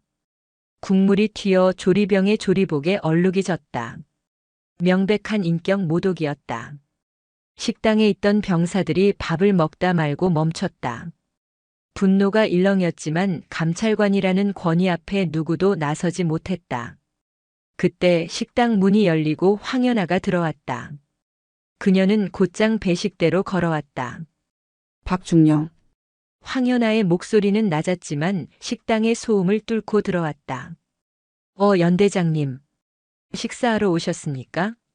이 부대 밥맛이 영 아니어서 교육 좀 하고 있었습니다. 박중령이 킬킬거렸다. 황연아는 박중령이 들고 있던 국자를 뺏어 들었다. 그리고 국통에 담긴 국을 한 국자 떠서 맛보았다. 맛만 좋군. 예. 연대장님 입맛이 참 저렴. 깡. 황연아가 국자를 배식대 스테인리스 통에 내려치자 굉음이 울렸다. 박중령이 깜짝 놀라 움찔했다. 내 부하들이 땀 흘려 만든 밥이야. 내 혀가 썩은 건지 내 인성이 썩은 건지는 모르겠지만 밥상 머리에서 행패 부리지 마. 뭐라고요? 지금 감찰관에게 폭언하신 겁니까? 이거 감찰 방해죄에 해당합니다.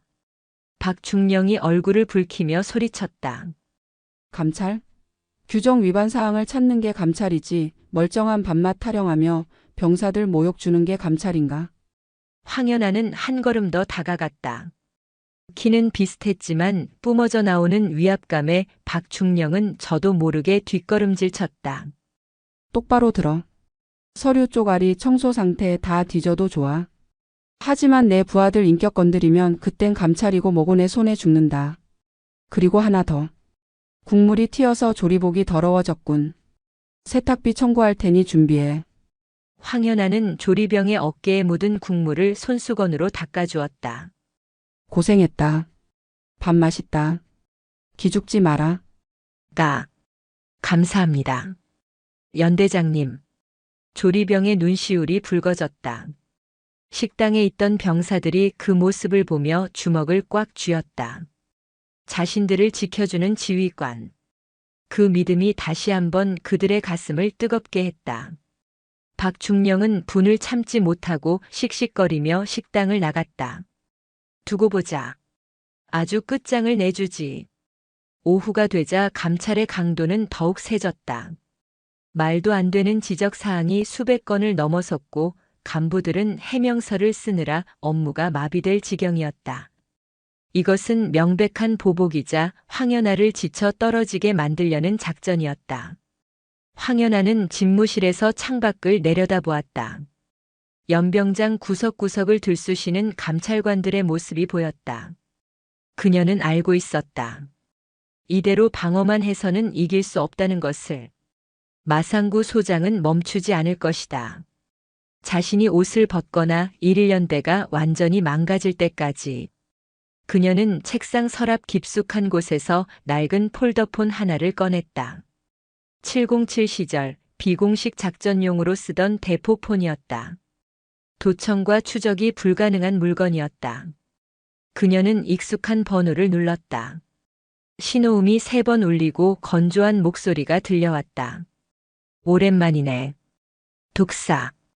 황연아의 코드네임이었다. 정보가 필요해. 1군단 1사 단장 마상구. 그리고 그가 속한 사조직에 대해서. 마상구라. 검을 건드리네. 그 양반 철벽회 핵심 멤버잖아. 철벽해. 육사 출신 중에서도 알짜배기 보직만 돌려먹는 사모임이야. 군납 비리, 진급 청탁, 온갖 더러운 짓은 다 하는데 워낙 끈끈해서 건드리는 놈마다 매장당했어. 최기석도 거기 말단 회원이었고. 황연아의 눈매가 가늘어졌다. 역시 단순한 개인의 비호가 아니었다. 거대한 카르텔이었다. 약점은? 글쎄. 워낙 용이 주도해서. 하나 있어. 마상구의 처남. 군납업체 태성 유통 대표인데 최근에 1군단 식자재 납품 입찰을 따냈어. 근데 그 과정이 좀 구리다는 소문이 있어. 그거야. 황연아의 입가에 서늘한 미소가 번졌다. 자료 넘겨줘. 놈들이 감찰로 내 부하들을 괴롭힌다면 난 놈들의 돈줄을 끊어버릴 테니까. 알았어. 근데 조심해. 철벽회 놈들 사람 하나 담그는 건 일도 아니야. 특히 마상구 그 인간 뒤에 더 무서운 놈이 있다는 소문도 있어. 상관없어. 지옥 끝까지라도 쫓아가서 끌어내릴 거니까. 전화를 끄는 황연아는 창밖을 다시 보았다. 박중령이 연병장 한복판에서 삿대질을 해대고 있었다. 짖을 수 있을 때 실컷 짖어둬라. 황연아는 정복 상의를 벗고 전투복으로 갈아입었다. 이제 사냥을 시작하지. 감찰 3일차. 1일연대는 초토화되었다. 간부들은 줄줄이 징계위원회에 회부되었고 병사들은 휴가 제한 조치를 당했다. 표면적인 이유는 부대 관리 소홀이었지만 실상은 마상구의 화풀이였다. 부대 분위기는 다시 무겁게 가라앉았다. 황연아는 연대장실에 앉아 징계 대상자 명단을 보고 있었다. 중대장, 행정보급관, 소대장. 열심히 하는 부하들이 자신의 싸움에 휘말려 피를 보고 있었다. 연대장님, 너무 걱정하지 마십시오. 저희는 괜찮습니다. 옆에 서 있던 작전과장이 씩씩하게 말했다. 하지만 그의 눈밑은 퀭했고 입술은 부르터 있었다. 3일 밤을 새워 감찰 자료를 만들느라 몰골이 말이 아니었다. 미안하다. 나 때문에. 아닙니다. 최기석 때처럼 살지 않게 해주신 것만으로도 감사합니다. 저희는 연대장님 믿습니다. 작전과장의 말에 황연아는 가슴이 뭉클해졌다. 그녀는 결심을 굳혔다. 더 이상 시간을 끌 수 없었다. 그날 밤 황연아는 부대를 몰래 빠져나왔다. 목적지는 파주 시내의 한 유흥가. 마상구의 처남이 운영한다는 태성 유통 사무실이 있는 건물의 지하 주차장이었다. 정보원이 보내준 자료에 따르면 오늘 밤 그곳에서 마상구와 처남, 그리고 군수사령부 관계자들이 비밀 회동을 가질 예정이었다. 뇌물이 오가는 현장이었다. 황연아는 검은색 사복에 모자를 눌러쓰고 어둠 속에 몸을 숨겼다. 707 시절 수없이 했던 잠입 임무였다. 그녀의 심장이 차분하게 그러나 힘차게 뛰었다. 새벽 1시. 고급 세단들이 하나둘 주차장으로 들어왔다. 마상구가 차에서 내리는 모습이 보였다. 그는 주위를 두리번거리더니 황급히 엘리베이터 쪽으로 향했다. 뒤이어 배가 나온 중년 남성이 서류 가방을 들고 그를 맞이했다. 처남이었다. 황연아는 CCTV의 사각지대를 이용해 그들의 뒤를 밟았다. 그들이 들어간 곳은 4층의 회원제 룸살롱이었다. 저기서 돈잔치를 벌이시겠다. 황연아는 건물의 비상계단으로 올라갔다. 4층 비상구 문은 잠겨 있었지만 그녀에게는 문제가 되지 않았다. 주머니에서 얇은 철사를 꺼내 능숙하게 자물쇠를 따냈다. 찰칵 소리와 함께 문이 열렸다. 복도에는 덩치 큰 사내들이 지키고 서 있었다. 조폭들이었다. 태성 유통이 단순한 납품업체가 아니라 조폭과 연계된 기업형 깡패 조직이라는 정보가 맞았다. 황연아는 복도 모퉁이에 숨어 호흡을 골랐다. 정면 돌파는 무리였다. 소란을 피우면 놈들이 증거를 없애고 도망칠 것이다. 은밀하게 증거를 확보해야 했다. 그녀는 화재 경보기 쪽을 바라봤다. 그리고 라이터를 꺼내 들었다. 따르르르릉. 화재 경보가 건물 전체를 울렸다. 뭐야? 불이야? 야, 확인해봐. 복도를 지키던 덩치들이 당황하며 우왕좌왕했다. 룸 안에 있던 사람들도 문을 열고 뛰쳐나왔다. 혼란스러운 틈을 타 황연아는 마상구가 들어갔던 VIP 일실로 미끄러지듯 들어갔다. 방 안은 술 냄새와 담배 연기로 자욱했다. 테이블 위에는 양주병과 과일 안주 그리고 열린 칠가방이 놓여 있었다.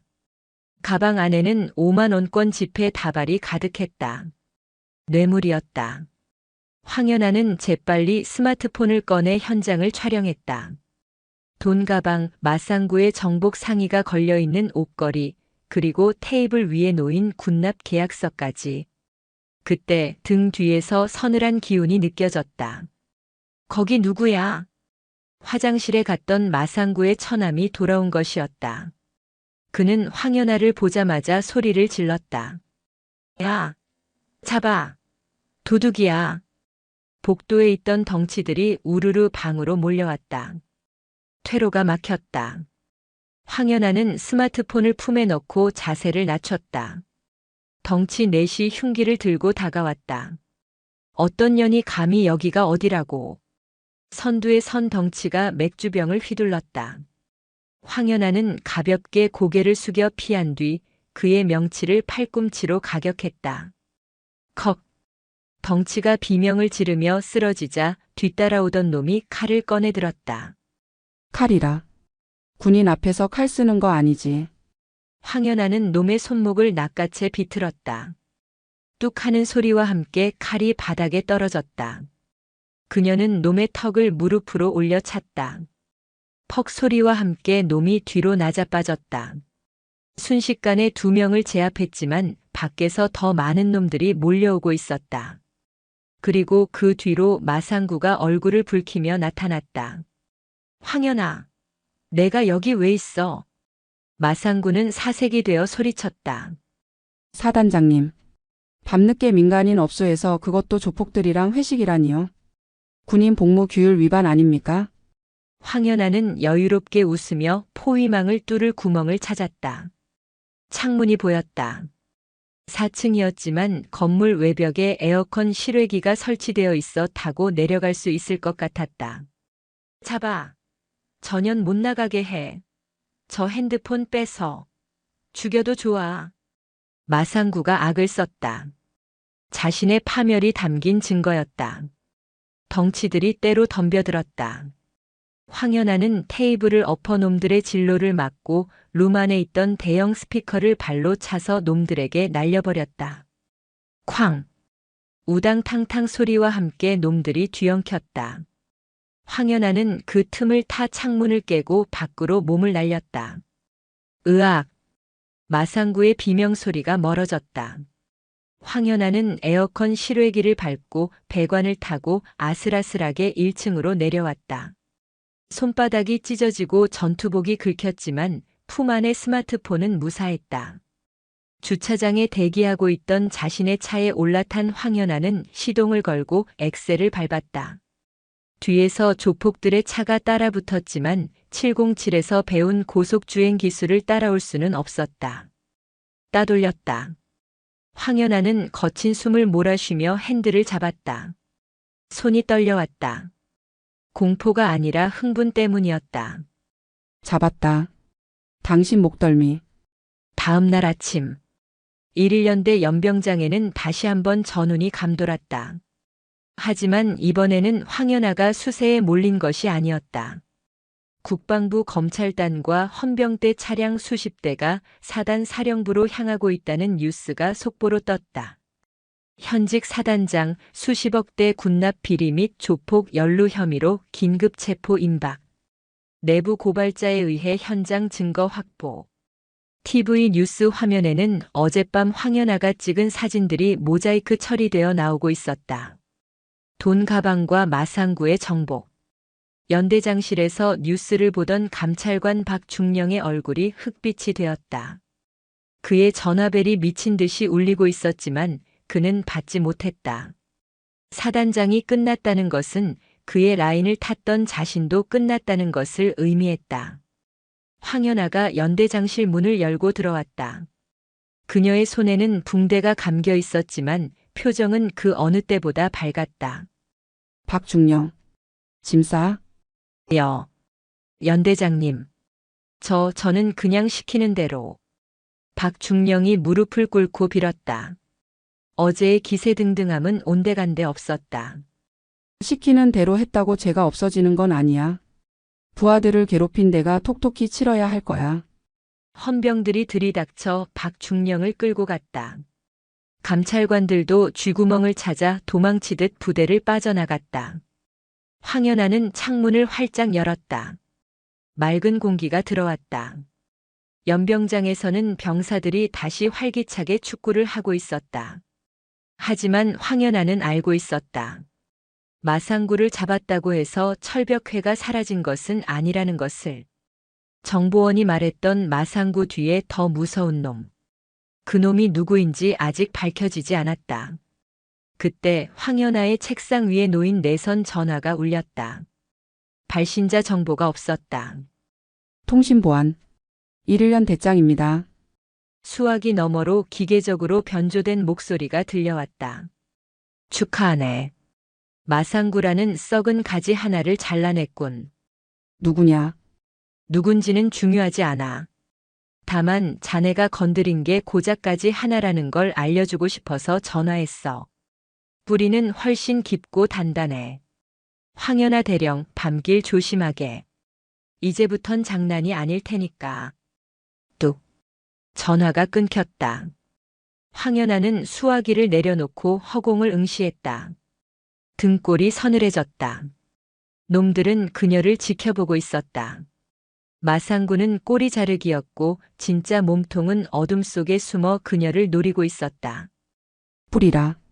황연아는 찢어진 손바닥을 꽉 쥐었다. 상처에서 피가 배어나왔지만 그녀는 고통을 느끼지 못했다. 다 파내주지. 내 손이 으스러지는 한이 있어도. 그녀의 눈빛이 더욱 깊고 어두운 빛으로 타올랐다. 전쟁은 끝나지 않았다. 이제 막 서막이 올랐을 뿐이다. 1.1년 대장 관사. 새벽 2시. 창밖에는 억수 같은 장대비가 쏟아지고 있었다. 마상구 소장이 체포된 지 일주일이 지났지만 황연아는 불면증에 시달리고 있었다. 그날 밤 걸려왔던 변조된 목소리. 뿌리는 깊고 단단하다는 경고가 뇌리에 박혀 떠나지 않았다. 그녀는 침대에서 일어나 물을 마시러 거실로 나왔다. 그때였다. 현관문이 아주 미세하게 열리는 소리가 빗소리 사이로 파고들었다. 도어락의 비밀번호를 누르는 소리도 강제로 뜯어내는 소리도 없었다. 전문가였다. 황연아는 숨소리를 죽이고 부엌칼 대신 식탁 위에 놓인 묵직한 유리 재떨이를 집어들었다. 그녀는 어둠 속에 몸을 숨기고 현관 쪽을 주시했다. 검은 우의를 입은 사내가 소리 없이 거실로 들어섰다. 그는 망설임 없이 황연아가 자고 있어야 할 안방으로 향했다. 손에는 날카로운 단검이 들려 있었다. 단순한 도둑이 아니라 암살자였다. 황연아는 사내가 안방 문고리를 잡는 순간을 노렸다. 누구냐? 그녀의 목소리와 동시에 잿더리가 사내의 뒤통수를 향해 날아갔다. 하지만 사내는 뒤도 돌아보지 않고 고개를 살짝 숙여 피했다. 잿더리는 벽에 부딪혀 산산조각이 났다. 감각은 여전하군. 독사. 사내가 천천히 뒤를 돌아보며 우위의 모자를 벗었다. 번개가 치며 거실을 순간적으로 비췄다. 사내의 왼쪽 얼굴에는 눈 밑에서 턱까지 이어지는 흉측한 칼자국이 있었다. 황연아의 동공이 흔들렸다. 강도진? 강도진. 7년 전 707 특수임무단에서 황연아의 부사수였던 남자였다. 실력은 타의 추종을 불허했지만 작전 중 과도한 살상과 통제 불능으로 인해 불명예 전역을 당했던 인물이었다. 그가 왜 여기에 있는가? 오랜만입니다. 팀장님. 아니, 이제는 연대장님이신가? 강도진이 비릿하게 웃으며 단검을 역수로 쥐었다. 철벽해가 보낸 걔가 너였나? 그게라뇨. 사업 파트너라고 해두죠. 그분들은 처리가 곤란한 쓰레기를 치워주길 원하고 저는 돈이 필요하고. 군인이 민간인 청부업자가 되어서 상관을 죽이러 왔나? 추하군. 군인? 난 7년 전에 죽었어. 당신이 내 군복을 벗긴 그날 말이야. 강도진의 눈에 광기가 서렸다. 그는 과거 작전 중 민간인을 인간 방패로 삼으려다 황연아에게 제압당하고 군사 재판에 넘겨졌었다. 그 원한이 아직도 사무쳐 있었다. 죽어라. 강도진이 바닥을 박차고 달려들었다. 좁은 거실에서 격투가 벌어졌다.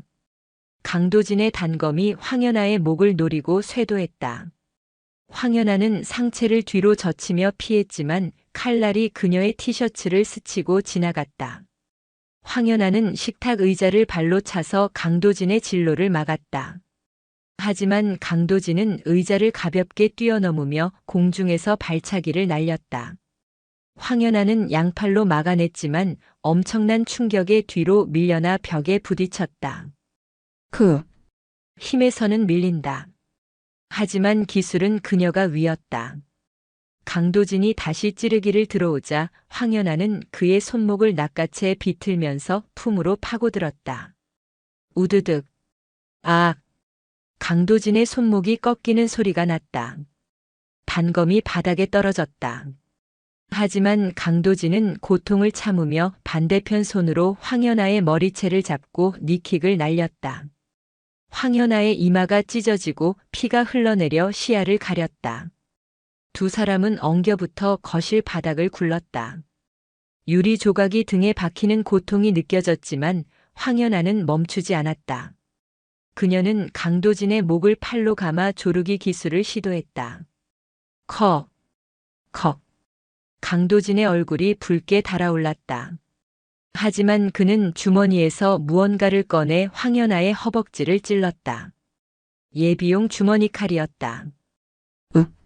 황연아가 고통에 움찔하며 팔을 풀자 강도진은 그 틈을 타 빠져나와 거리를 벌렸다.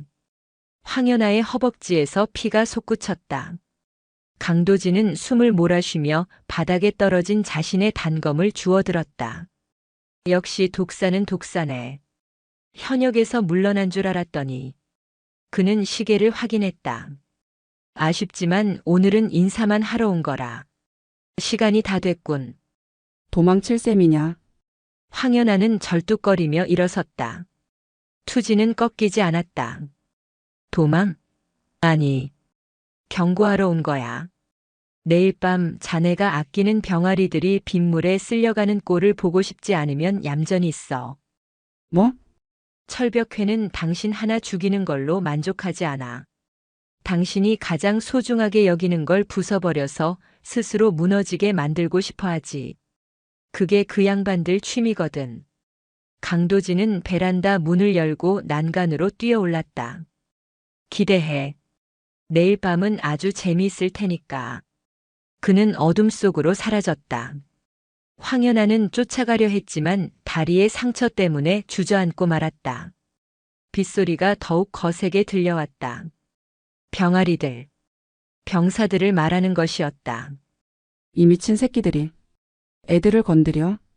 그녀는 자신의 상처를 붕대로 대충 감으며 전화기를 들었다. 1.1년대 당직 사령에게 전화를 걸었다. 당직 사령. 내일 예정된 훈련 있나? 충성. 예, 내일 밤 2대대 야간 전술 행군이 계획되어 있습니다. 군단 작전처에서 하달된 필수 훈련입니다. 취소해. 당장. 예. 하지만 군단 지시 사항이라. 지금 밖을 봐. 호우주의보가 경보로 바뀌었어. 이런 날씨에 산악 행군을 하면 다 죽으라는 거야. 내가 책임질 테니까 무조건 취소해. 아, 알겠습니다. 대대장들에게 전파하겠습니다. 전화를 끄는 황연아의 손이 떨렸다. 군단 작전처. 철벽회의 손길이 이미 거기까지 닿아 있었다. 그들은 악천후를 이용해 사고를 위장하고 병사들을 희생시켜 그 책임을 황연아에게 뒤집어 씌우려는 것이었다. 그녀는 찢어진 이마의 피를 닦아냈다. 거울 속에 자신을 노려보았다. 와라. 내 부하 털끝 하나라도 건드리면 그땐 지옥 끝까지 쫓아가서 씹어 먹어줄 테니. 황연아는 옷장에서 전투복을 꺼내 입었다. 잠은 다 잤다. 그녀는 밤새 부대 상황을 감시하기 위해 지휘 통제실로 향했다. 빗줄기는 멈출 기미가 보이지 않았고 1.1년대의 운명을 건 긴 밤이 시작되고 있었다. 다음 날 오후 6시. 비는 폭포수처럼 쏟아지고 있었다. 파주 일대에 산사태 경보가 발령된 상황이었다. 황연아의 훈련 취소 지시에도 불구하고 군단 사령부에서 긴급 명령이 내려왔다. 1군단 작전 명령 제5호. 1.1년대 2대대는 예정대로 야간 전술 행군을 실시하라. 이는 적의 악천후 침투에 대비한 실전적 훈련이다. 불이행 시 연대장 황연아를 항명죄로 즉시 보직 해임하겠다. 새로 부임한 군단 작전 참모의 서명이 박힌 공문이었다. 그는 철벽회의 핵심 멤버로 알려진 인물이었다. 황연아는 공문을 구겨버렸다. 미친놈들. 애들 목숨을 담보로 힘자랑을 해? 그녀는 2대 대장을 호출했다. 대대장. 병력 출동시키지 마. 내가 군단장 만나서 단판 짓고 올 테니까. 연대장님. 이미 늦었습니다. 2대 대장의 목소리가 떨리고 있었다. 군단 헌병대가 와서 지휘 통제실을 장악했습니다. 그리고 부연대장이 제 지휘권을 박탈하고 병력을 강제로 출발시켰습니다. 지금 선발대가 검은 계곡 입구에 진입했습니다. 뭐? 검은 계곡? 황연아의 안색이 창백해졌다. 검은 계곡은 평소에도 지반이 약해 낙석 사고가 잦은 곳이었다. 이런 폭우 속에 그곳을 지나가는 건 자살 행위나 다름없었다. 게다가 통신이 잘 터지지 않는 음영구역이었다. 부연대장 그 자식이. 진급에 눈이 멀어서 영혼을 팔았구나. 황연아는 더 이상 지체할 수 없었다.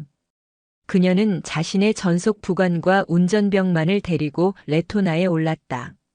검은 계곡으로 간다. 최대한 빨리. 차량이 빗길을 뚫고 질주했다. 와이퍼가 쉴 새 없이 움직였지만 앞이 잘 보이지 않을 정도였다. 계곡 입구에 도착했을 때 이미 흙탕물이 계곡을 가득 메우고 흐르고 있었다. 물살이 무서울 정도로 거셌다. 통신병. 2대대 선발대 호출해. 칙, 칙. 응답이 없습니다. 통신 불량입니다. 그때 번개가 번쩍이며 계곡 안쪽을 비췄다. 황연아의 눈에 믿지 못할 광경이 들어왔다. 계곡 중간 불어난 물에 고립된 병사 수십 명이 바위 위에 위태롭게 매달려 있었다. 물은 이미 그들의 허리까지 차올랐고 위쪽에서는 흙더미가 쏟아져 내리고 있었다. 저기다. 황연아는 차에서 내려 트렁크에서 구명 밧줄을 꺼냈다. 연대장님, 위험합니다. 급류가 너무 셉니다. 부관이 말렸지만 황연아는 듣지 않았다. 내가 간다. 너희들은 여기서 밧줄 지지해.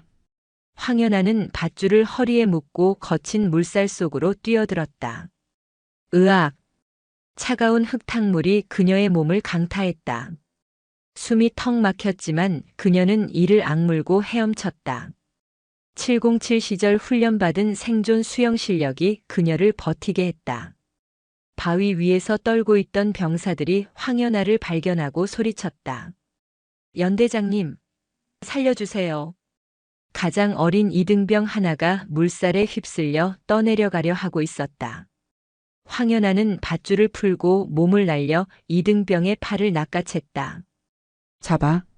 놓치지 마. 그녀는 한 손으로 바위 틈을 잡고 한 손으로는 병사를 지탱했다. 팔 근육이 찢어질 듯 비명을 질렀다. 모두 들어라. 내가 왔다. 절대 안 죽는다. 서로 팔짱 껴. 스크럼 짜. 황연아의 고함 소리가 빗소리를 뚫고 병사들에게 닿았다. 공포에 질려있던 병사들은 지휘관의 등장에 희망을 얻고 서로의 팔을 꽉 잡았다. 인간띠가 만들어졌다. 하지만 위기는 끝이 아니었다. 계곡 위쪽 벼랑 끝에 검은 우의를 입은 사내가 서 있었다. 강도진이었다. 그는 손에 든 무전기로 누군가에게 말했다. 타겟 확인. 제 발로 무덤에 들어왔군. 강도진은 옆에 있던 바위 틈에 설치된 다이너마이트의 기폭 장치를 눌렀다. 쾅 하는 소리와 함께 위쪽 제방이 무너져 내렸다. 엄청난 양의 토사와 물이 쓰나미처럼 병사들을 향해 덮쳐왔다. 자연재해가 아니라 계획된 살인이었다. 안 돼. 황연아는 절망적인 상황에서도 포기하지 않았다. 그녀는 병사들을 이끌고 조금이라도 더 높은 바위 뒤쪽으로 피했다. 모두 머리 감싸. 웅크려. 거대한 흙탕물이 그들을 덮쳤다. 황연아는 온몸으로 병사들을 감싸 안았다. 등 뒤로 바위와 나무 토막들이 부딪혔다. 뼈가 으스러지는 고통이 밀려왔지만 그녀는 비명조차 지르지 않았다. 자신이 무너지면 아이들이 죽는다. 한 차례 파도가 지나가고 기적적으로 그들은 살아남았다. 황연아의 등은 피투성이가 되어 있었다. 연대장님, 괜찮으십니까? 병사들이 울면서 물었다. 황연아는 피를 토하며 웃었다. 안 죽는다고. 했잖아. 그녀는 고개를 들어 위를 쳐다봤다. 강도진이 믿을 수 없다는 표정으로 내려다보고 있었다. 황연아의 눈에서 푸른 불꽃이 일었다. 그녀는 품에서 방수팩에 싼 조명탄 발사기를 꺼냈다. 구조 신호용이었지만 지금은 무기였다. 내 놈이. 내 새끼들을 건드려. 그녀는 조명탄을 강도진이 서 있는 절벽 위쪽 빗물에 젖어 위태로운 집안을 향해 조준했다. 피잉! 붉은색 조명탄이 어둠을 가르고 날아갔다. 강도진을 맞춘 게 아니었다. 그가 밟고 있는 약한 집안을 강타했다. 폭발과 함께 집안이 무너져 내렸다. 강도진이 균형을 잃고 비틀거렸다. 흙더미와 함께 그가 계곡 아래로 굴러떨어졌다. 그는 물살에 휩쓸려 순식간에 사라졌다. 부관. 지금이야. 밧줄 당겨. 황연아의 신호에 대기하고 있던 병력들이 밧줄을 끌어올리기 시작했다. 1명, 2명. 고립되었던 30명의 병사들이 모두 무사히 무트로 나왔다. 마지막으로 황연아가 올라왔을 때 그녀는 탈진하여 바닥에 쓰러졌다. 연대장님, 의무병. 병사들이 그녀를 에워쌌다. 그들의 눈물과 빗물이 섞여 황연아의 얼굴 위로 떨어졌다. 황연아는 희미해지는 의식 속에서도 병사들의 숫자를 세고 있었다. 하나. 둘. 30. 다 살았나? 예. 전원 생존했습니다. 연대장님 덕분입니다. 다행이다. 다행이야. 황연아는 정신을 잃었다. 다음 날 병원. 황연아는 온몸에 붕대를 감은 채 눈을 떴다. 갈비뼈 2대가 부러지고 전신 타박상을 입었지만 다행히 생명에는 지장이 없었다. 병실 문이 열리고 이대대 병사 대표들이 들어왔다. 그들이 가져온 것은 꽃바구니가 아니라 수천 장의 종이가 담긴 상자였다. 이게 뭐냐? 황연아가 쉰 목소리로 물었다. 연대장님 해임 반대 서명입니다. 연대장님이 저희 구하시고 쓰러지신 뒤에 군단에서 징계위원회 연다는 소식 듣고 전 병력이 밤새 썼습니다. 병사들뿐만 아니라 부모님들도 동참해 주셨습니다. 황연아의 눈시울이 뜨거워졌다. 권력과 돈으로 뭉친 철벽회는 강했다. 하지만 사람의 마음을 움직이는 힘은 그보다 더 강했다. 그녀는 병사들의 손을 하나하나 잡아주었다. 고맙다. 너희들이 날 살렸다. 병사들이 돌아간 뒤 황연아는 창밖을 바라보았다. 비는 그쳤고 하늘은 맑게 개어 있었다. 하지만 그녀는 알고 있었다. 강도진은 시신이 발견되지 않았다.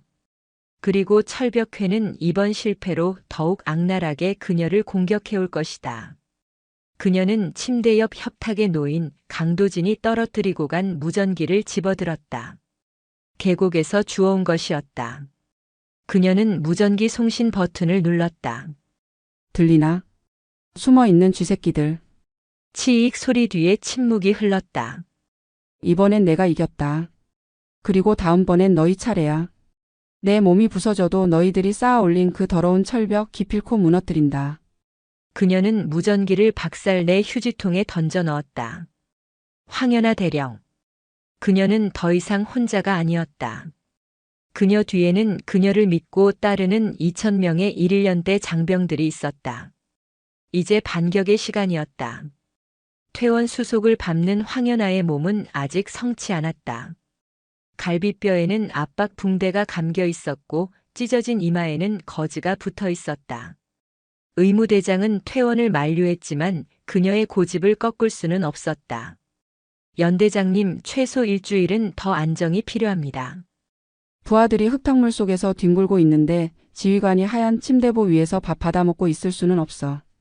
황연아가 정복 단추를 채우며 단호하게 말했다. 그녀가 병원 문을 나서자 놀라운 광경이 펼쳐졌다. 병원 입구부터 주차장까지 1.1년대 장병들이 도열해 있었다. 누가 시킨 것도 아니었다. 휴가를 나온 병사들, 비번인 간부들이 자발적으로 모인 것이었다. 그들의 손에는 우리의 별은 황연아 대령뿐입니다. 지켜주셔서 감사합니다라고 적힌 피켓이 들려 있었다. 충성. 연대장님의 쾌유를 축하드립니다. 우렁찬 함성이 병원 앞마당을 흔들었다. 황연아는 잠시 멍하니 그들을 바라보다가 천천히 거수 경례를 올렸다. 그녀의 눈가가 촉촉해졌다. 이것이 그녀가 지켜야 할 이유였고 싸워야 할 힘이었다. 부대로 복귀한 황연아는 곧바로 작전 회의를 소집했다. 하지만 이번 작전의 대상은 적군이 아니었다. 대한민국 육군을 좀먹고 있는 내부의 적, 철벽회의 수장이었다. 정보과장. 마상구 소장의 면회 기록 확보했나? 네. 마상구가 구치소에서 변호사를 통해 외부와 접촉한 정황을 포착했습니다. 수신자는 백운철입니다. 회의실에 침묵이 흘렀다. 백운철. 그는 육군 대장 계급장을 단 제1야전군 사령관이자 군 내에서 살아있는 전쟁 영웅으로 추앙받는 인물이었다. 차기 참모총장 1순위로 거론되는 그가 범죄 조직의 수장이라니.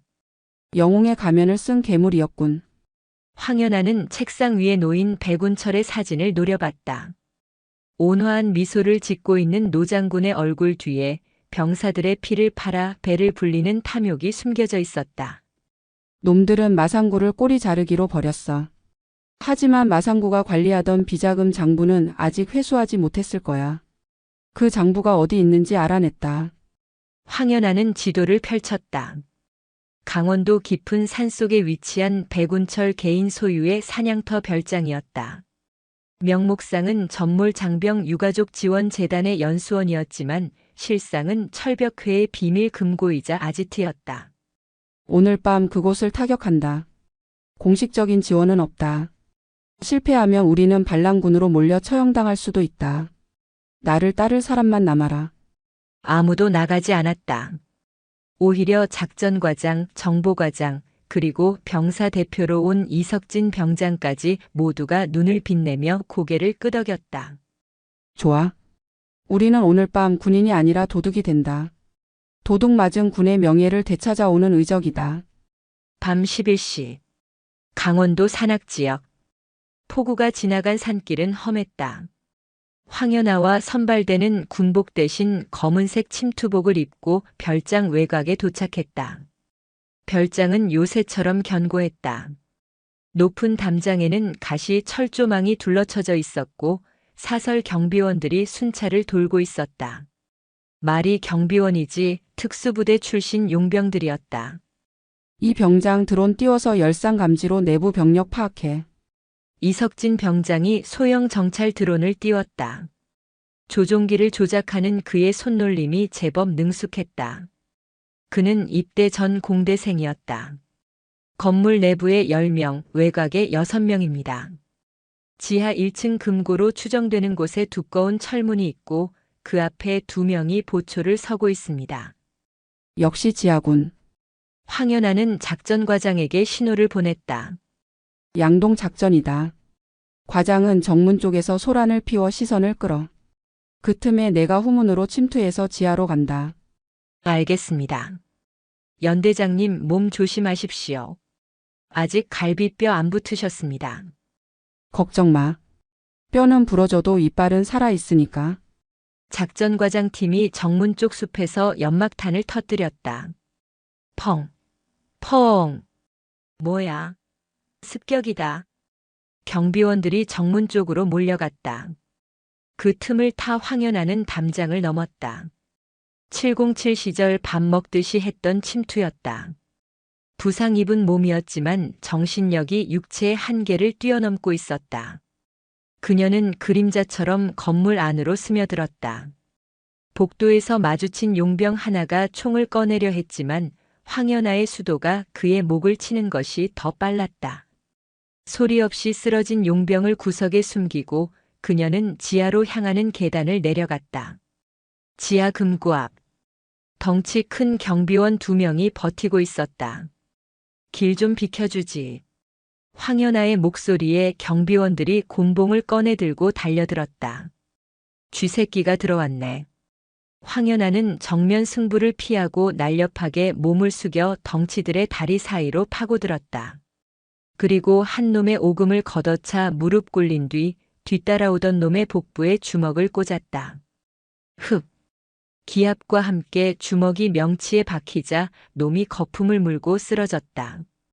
나머지 한 놈이 황연아의 등 뒤에서 목을 조르려 했지만 그녀는 업어치기로 가볍게 넘겨버렸다. 쿵. 바닥이 울릴 정도의 큰 충격의 놈들은 기절했다. 황연아는 금고 문 앞에 섰다. 최신형 생체 인식 잠금 장치가 달려 있었다. 하지만 그녀에게는 준비된 열쇠가 있었다. 마상구의 사무실에서 압수한 지문 데이터를 복제한 실리콘 필름이었다. 필름을 인식기에 갖다 대자 삑소리와 함께 육중한 철문이 열렸다. 금고 안에는 현금 다발과 금괴, 그리고 벽면을 가득 채운 서류철이 있었다. 철벽회 진급 청탁 리스트, 군납 비리 장부, 비자금 사용 내역.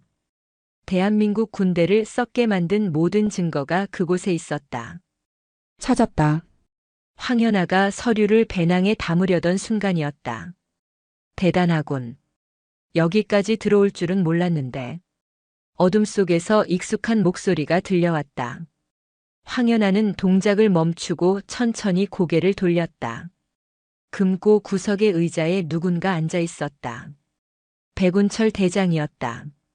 그는 한 손에 권총을 들고 여유롭게 황연아를 겨누고 있었다. 백운철.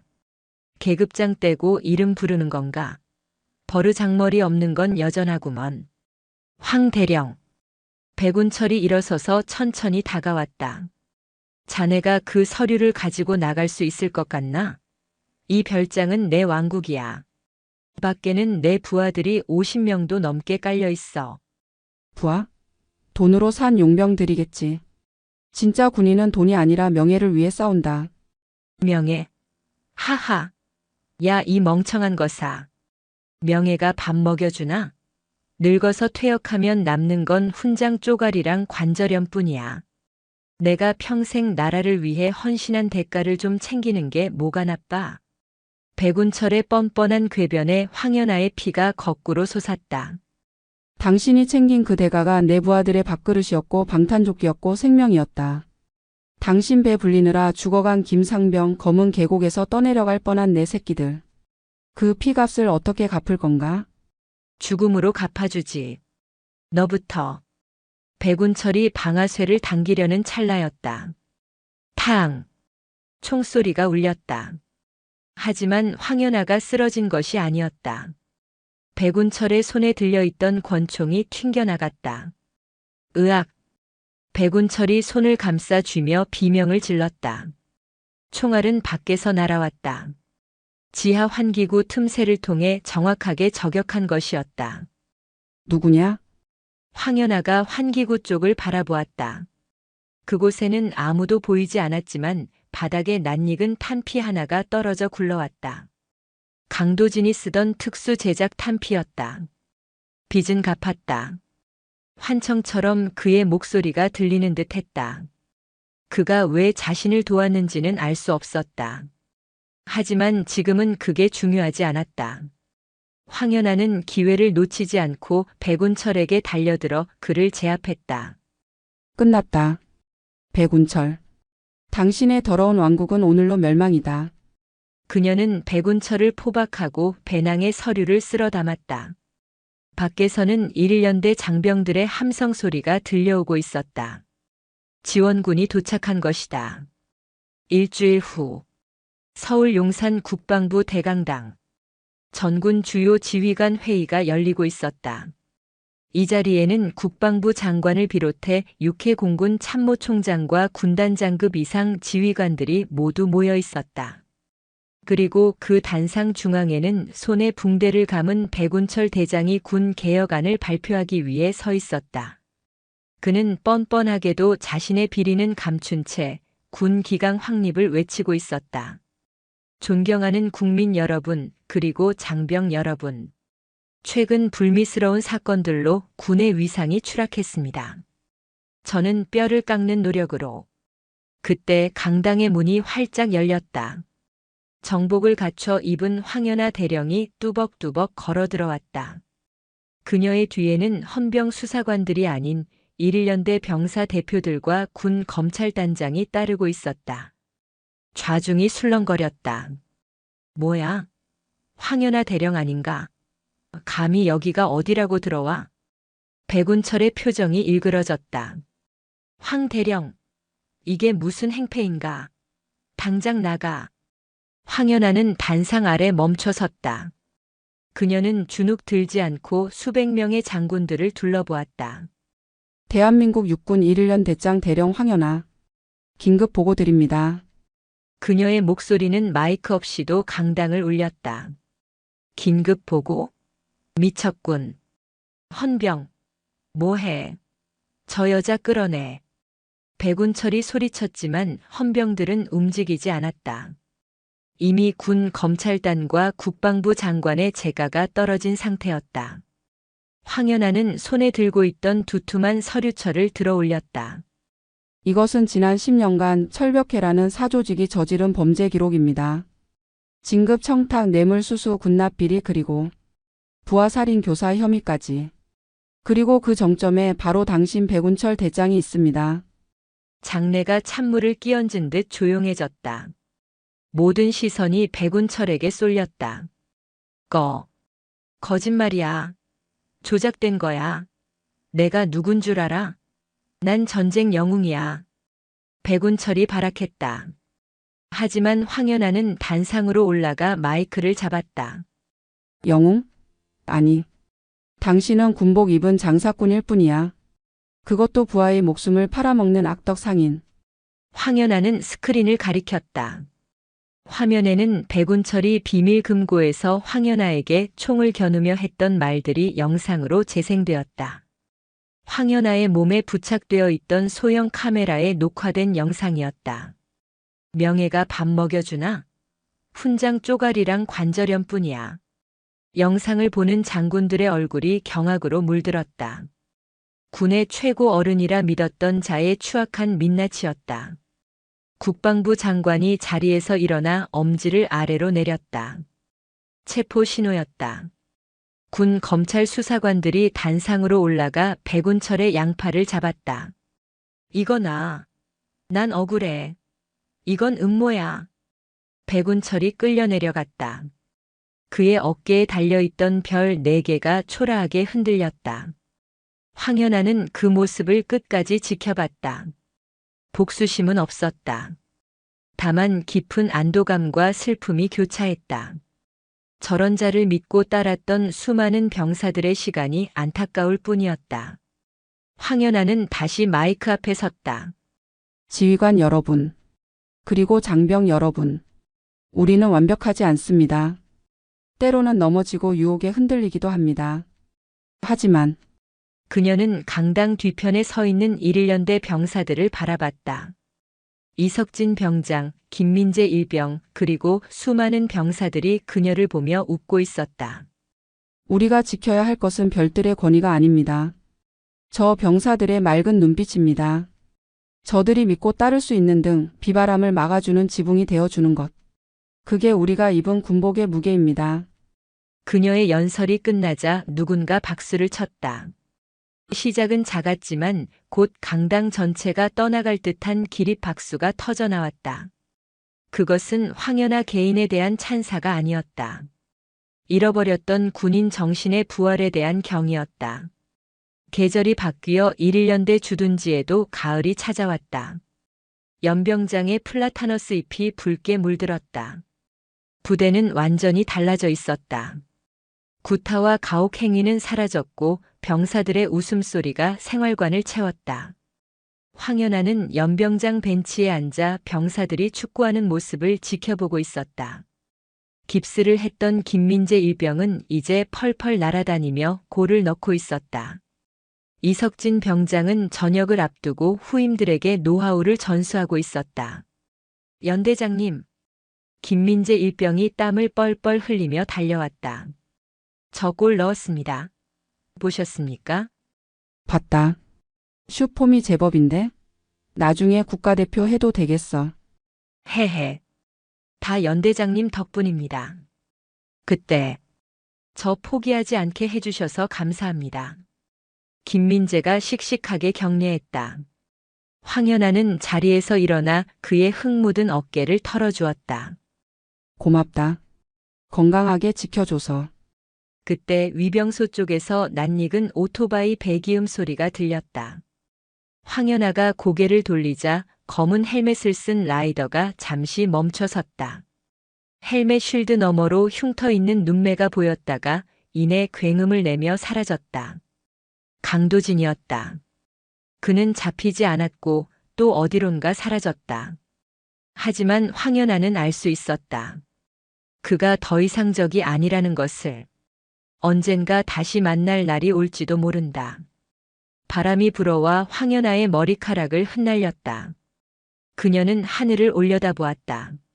높고 푸른 가을 하늘. 그곳에는 더 이상 억압하는 어두운 구름도 탐욕스러운 별들의 그림자도 없었다. 오직 찬란한 태양과 그 아래 묵묵히 자신의 자리를 지키는 작은 영웅들만이 있을 뿐이었다. 작전과장. 예, 연대장님. 오늘 저녁은 회식이다. 전 병력 삼겹살 파티 준비해. 와, 알겠습니다. 병사들의 환호성이 문산읍의 하늘로 퍼져나갔다. 지옥 같았던 1년대는 이제 없었다. 이곳은 사람 냄새가 나는 진정한 전우들이 사는 집이었다. 황연아 대령의 입가에 비로소 편안한 미소가 번졌다. 그녀의 전쟁은 끝났다. 그리고 새로운 평화가 시작되고 있었다.